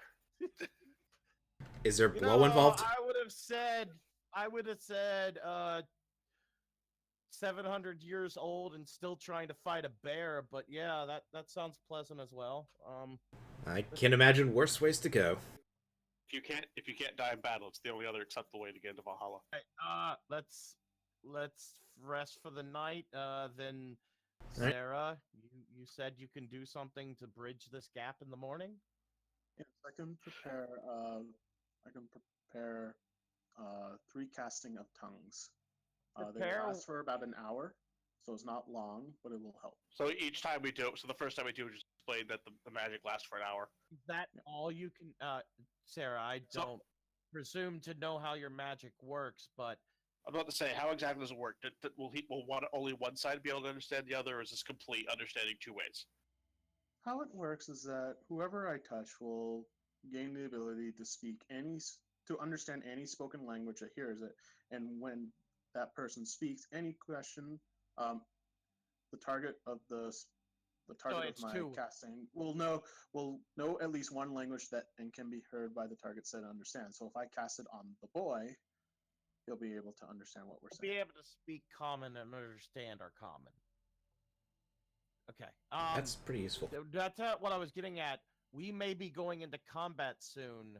If you prepare 3 castings of this, will this interfere with your other abilities? I still have I can cast lower versions of my other spells to compensate for combat. Okay. Just keep that in mind because we don't know what's ahead of us. All right. Mhm. If you rather not me I'd rather you that prepare. many castings, then I can prepare less. Prepare 2 tongues if that's best. One in the morning to properly communicate with them, and then one for just before we get to any trouble, so that we will be able to communicate during the battle. Yes. All right, that's what Yeah. we shall do. All right. So- With that, Parn's going to. Oh, night watch. Yeah, we're gonna do the watches as normal because we're getting close. That would mean Sarah and Rogar roll perception, I believe, and then I roll. It's up Okay, to go ahead. Flux, really.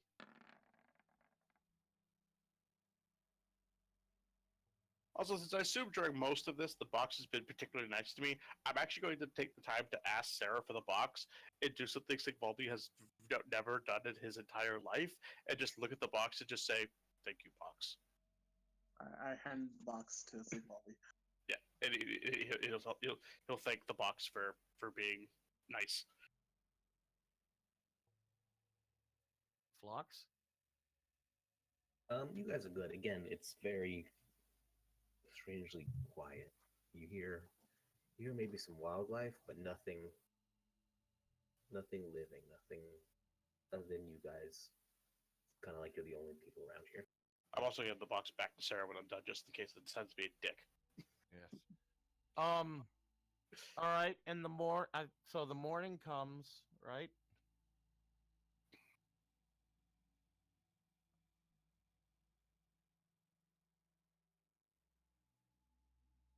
Yep. The morning. Well, you don't know if it's morning. You got no clue. You guys know you rested enough and you woke up now. All right. Yeah, for all we know, it's like midnight outside. Parn's gonna go into a non-aggressive posture and wait for Sarah to cast on the boy. You wish me to cast it on the boy, or would you like one of the party members to No, know? cast it on the boy, because then Yeah, because that he can understand all of us and we can understand him. All right.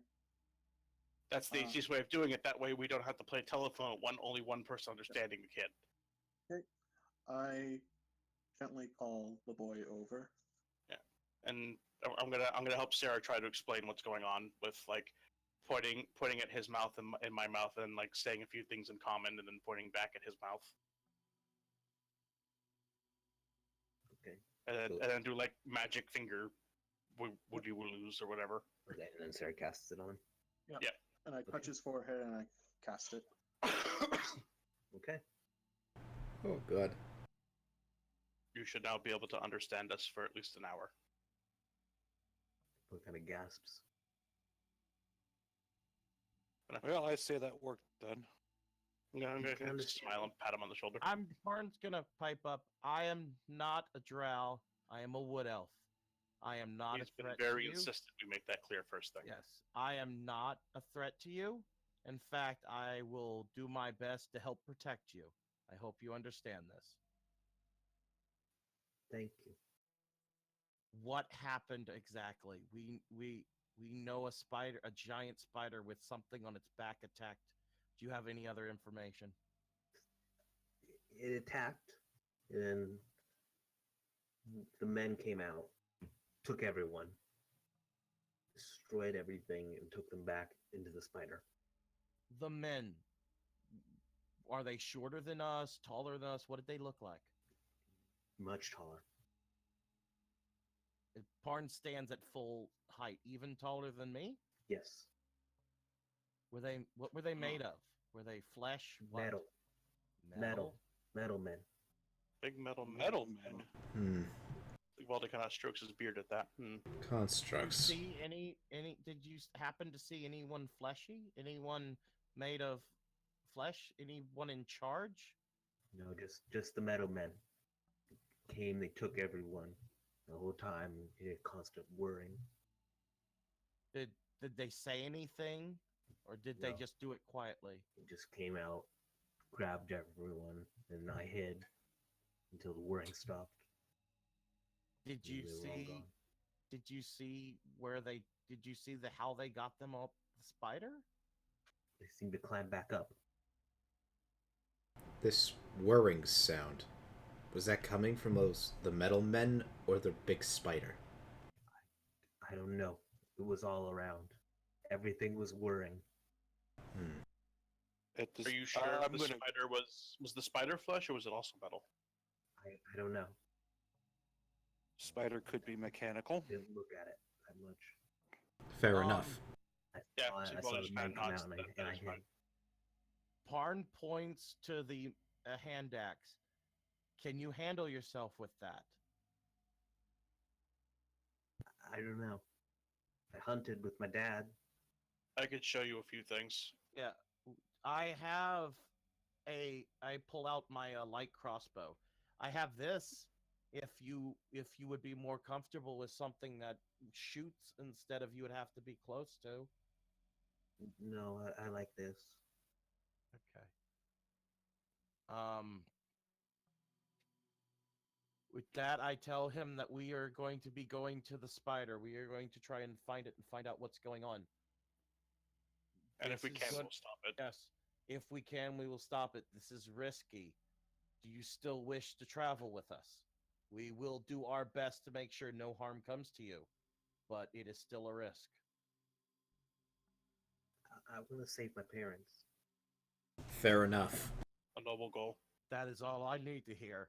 And with that, Parn hands out rations, including to the. He doesn't. He pulls out his mess kit and makes uses the raw ingredients and makes a stew for everybody, which is the equivalent to a day of rations. So everyone has a hearty breakfast this time, instead of just dry trail rations. Rogart basically is just Why are lapping you the bowl. here? We are a group of adventurers. We're looking for the dwarves. Yes, our guild has sent us to find what happened to the dwarves. We know there was a city down here. We discovered it. There were many dwarves came here, but they are missing from the above world. None of them remain. Well, as far as we know, none of them remain. And this is great worry to our people, and we want to know what happened to them. the city in question also seems to have disappeared from where it was once flooded in a lake. Yes, there's We nothing but suspect a lake. that the spider may have been beneath that city, and something may have woken it up. Yes, and if that is so, then I sad to say, we might be partially responsible. So it's our duty. So they've all just quick to say, well, he might be. It is our duty to make sure this stops. It is also our duty to save the dwarves if they're in danger. Do you know what a dwarf is? No. They're short, stout folk, beards, kind of like pointed his beard, but like Durgar. bigger. Durgar, why are you saving the Durgar? Not Durgar. Durgar are Dark like dwarf. cousins of the dwarves. Yes, they are. Much like he is a cousin to Drow, but from the surface, whereas Drow live down here in the Underdark. Dwarves live in the surface in the rocks that reach toward the sky above, not down here beneath the world. They are like night and day, although you don't really have a concept of night. Guy strokes his beard. You don't really have a concept of night and day. Why is everything down here mean? I don't. He thinks about Sigvaldi guy thinks about that for a minute. He's like, "You're not mean." We're down here and we're not being Get mean. quiet at that. I granted because I don't have any sunlight. You'd be pretty grumpy too if you didn't have any. What's sunlight? Perhaps There's a warm if, ball in the sky. Just don't look directly at it. If Sigvaldi's going to say, if fate should lead such that you will continue with us after this spider's been dealt with, perhaps someday we will be able to show you the sun. He's kind of going out of his way to avoid mentioning if your parents are dead. Parn's gonna do a flat intelligence check for his people. Would the sunlight harm them? So that's what he's thinking. He gets a 4. You're not exactly certain. Yeah. I'm gonna Most make. people, the Surf Neblum aren't really known that much. The Durgar are known a lot. The Drow are known a good deal, mostly because Because really they just sometimes Because come up they and have fuck with all the surface. Surf Well, Neblum don't really have that, so there's not a lot of info on or research on them. Oh, no. All right. Parn's got an idea. No, fuck it. I'll roll my Sarah. -1 intelligence. All right, I don't need to roll. Okay. It's nice, but I'm not counting it because I've told you guys multiple times. Yeah, he doesn't like it when you do that. Parn's got an idea. Sarah, take this stone and cast light on it. Okay. We're gonna see if we can flashbang the kid. No. I'm holding it away from the kid. I'm holding it high up, as high as I can And hold it. Sigvaldi will warn him that we're going to make that stone bright like the sun might be. Yes. But sun is much brighter than this stone. Yes. I'm gonna hold it in the air. I'm gonna say. All right. I'm also gonna warn him, don't look directly at it right away in case, because it'd probably be brighter than anything he's used to seeing. Okay. When the boy is prepared, I cast light on the stone. The sun is like this. It sits in the sky and it's always casting light except when it sets. And I'm going to move the stone and it sets behind it The sets world. and then another and I hold up another stone that's not quite as bright goes into the sky. We call this night. Kind of squints a bit at the light, but doesn't seem to be really phased by it. And then as night ends and I put the stone on the other side, the sun comes back up. That is what we call the sun. Basically trying to teach him what we mean by day-night cycle. We measure the passage of time by the time it takes the sun to rise, set, and rise again. And I ask Sarah to BT dispel Dub's tongues lets him understand your language, doesn't let him understand concepts such as passage of time. That's kind of why I'm trying to gauge how nods. much he understands. Yeah, I figured tongues doesn't give him a point of reference. Your world is weird. Okay. Well, It's from what I understand, our world is above yours physically, and above ours is what at least my people believe to be the realm of the gods. All right.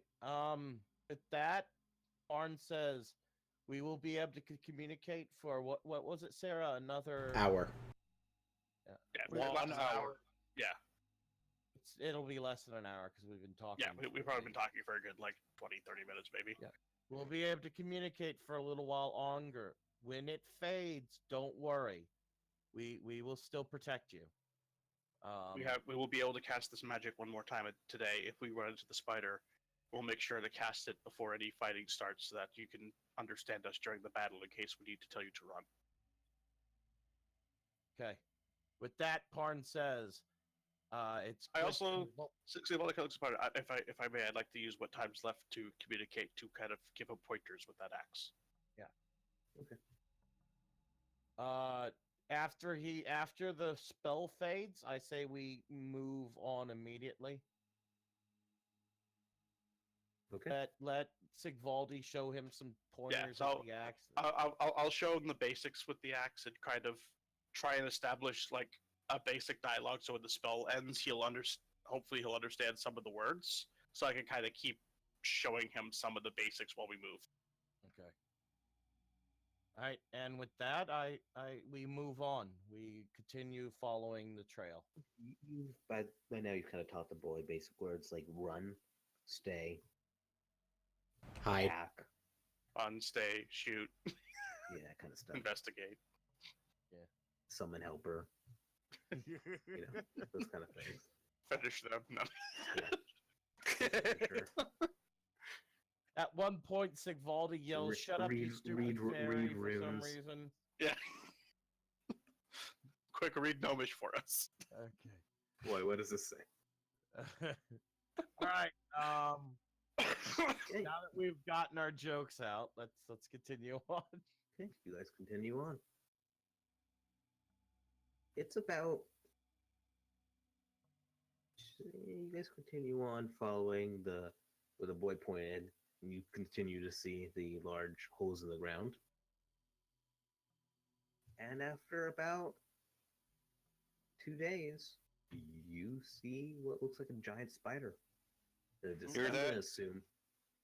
More rations to subtract. Parn is basically making stews at this point, so he'll take charge I'm of that. going to be assuming you guys are using the spyglass constantly to see. Yes, I am. You guys see? Look at the spyglass. Lights. Can I see roughly like what its orientation is? Like, is it facing us? Is it back towards us? It's back for. It's actually kind of not moving. You can see it in the far distance. Like it will maybe take about half a day to get there. It's got some lights on it, but you see the spider there. All right. Looking at that, I also have I'm going to do we've this. been doing. Go ahead. Holding it up to my right eye, I'm going to look at the city on it. Very clear image of Ardren in my mind. Ardren. You see a small speck highlight. Guys, I got a match. I see Ardren. Or at least I Okay. can sense him. That's He's in there. great, but we have to get there first.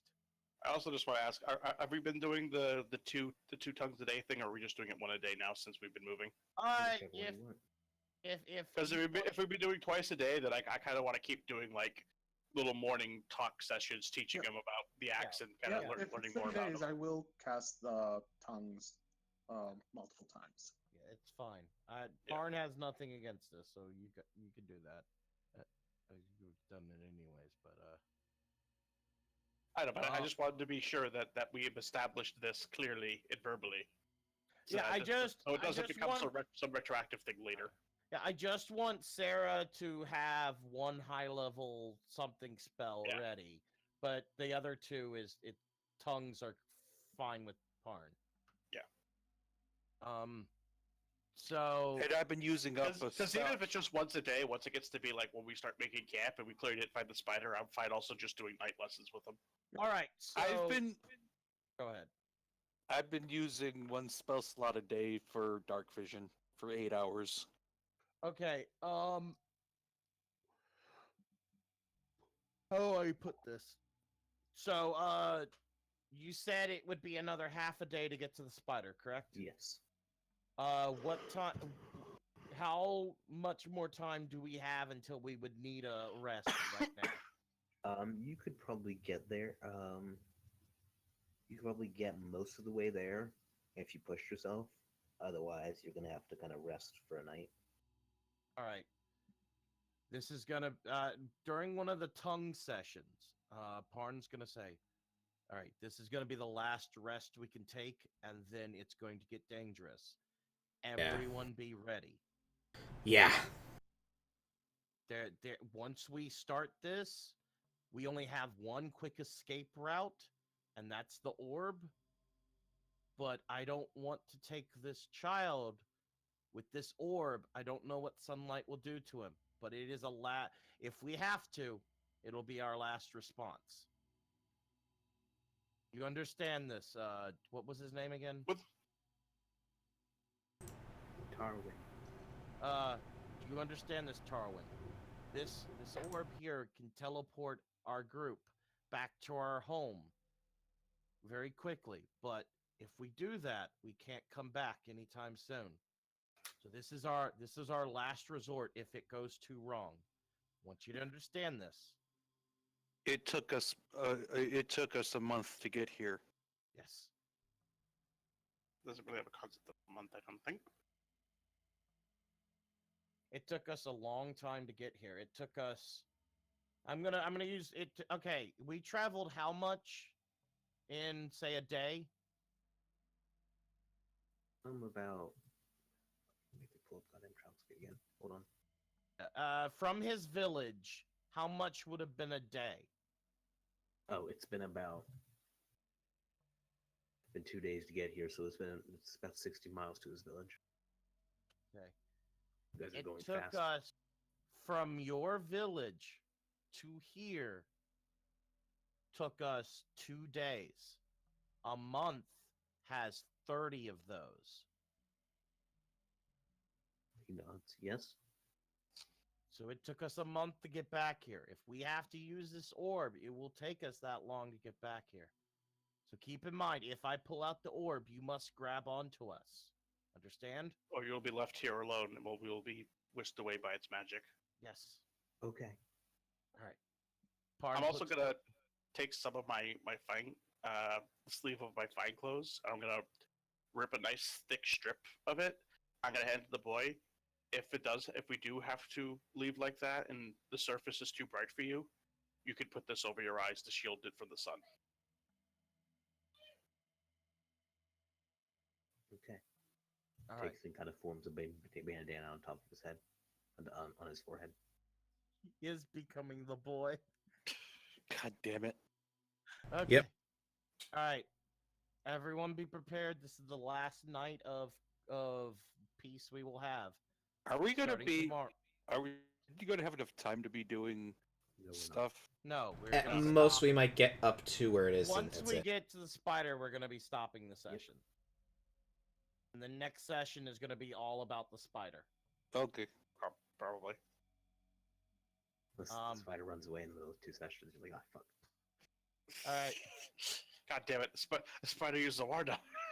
All right. Spider doesn't operate on session-based time. All right. What is exactly was with those supplies I found? Parn wants to make the heartiest meal he's made in a long time. You got grains, you got some fungus, you got a little bit of meat. Didn't seem like they had a lot of meat.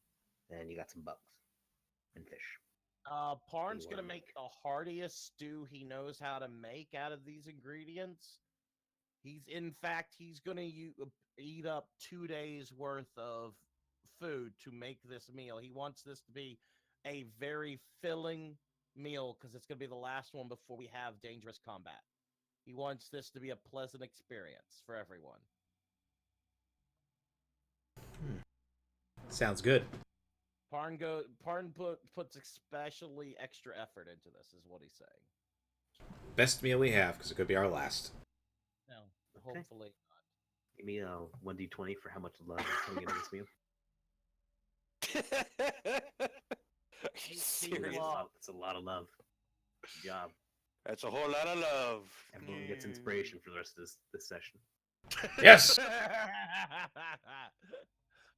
I finally get an inspiration point. What could it be? Okay.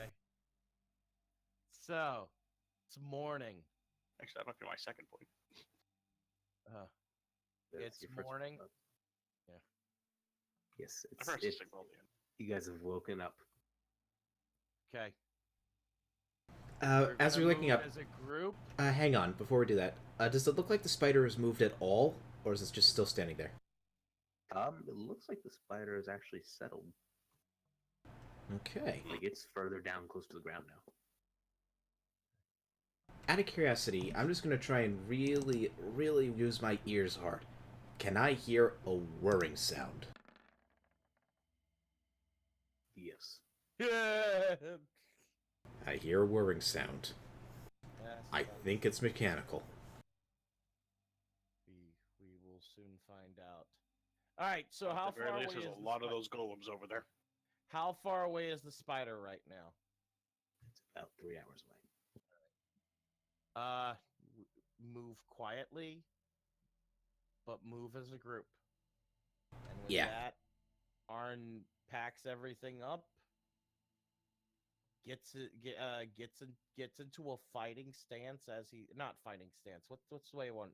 Marching order? He gets himself mentally prepared for battle and Psyching he starts up? moving out. Okay. You guys are heading Yeah. up towards the spider. Like Sigvaldi's also going to keep his shield on his arm the whole time. Yep, my shield is on my arm, and I have my sword ready to... Actually, I have my empty hand out ready to magic my sword to my hand at a moment's notice. I just kind of shrug. As you get close, you actually note that the spider appears to be digging to the side of the spider. It seems to be digging in the ground, kind of with two of its legs. Parn's gonna hold his hand up and have the group stop. Should we wait to see if he goes and buries himself entirely and then try to get into the city? Yes. I'd prefer not having to try and climb that thing. Because that might set those constructs on us. What say the rest of you? My only worry is whether or not he's trying to actively get away, and if that'll prevent us from. I mean, we can get close. It's in the city. Like, are we close enough now that if Rogar were to look through the spyglass, he can maybe make out anything that's moving in the city? You can see the city. You can make out the actual city inside and like see the buildings, but you can't see people. Alright, so not close enough for that kind of detail. Okay. Maybe a certain magic that Sigvaldi doesn't know about might be able to help. I'm currently looking through. Even looking through the with it over my right eye. Do I see souls? Your normal vision, so it's like.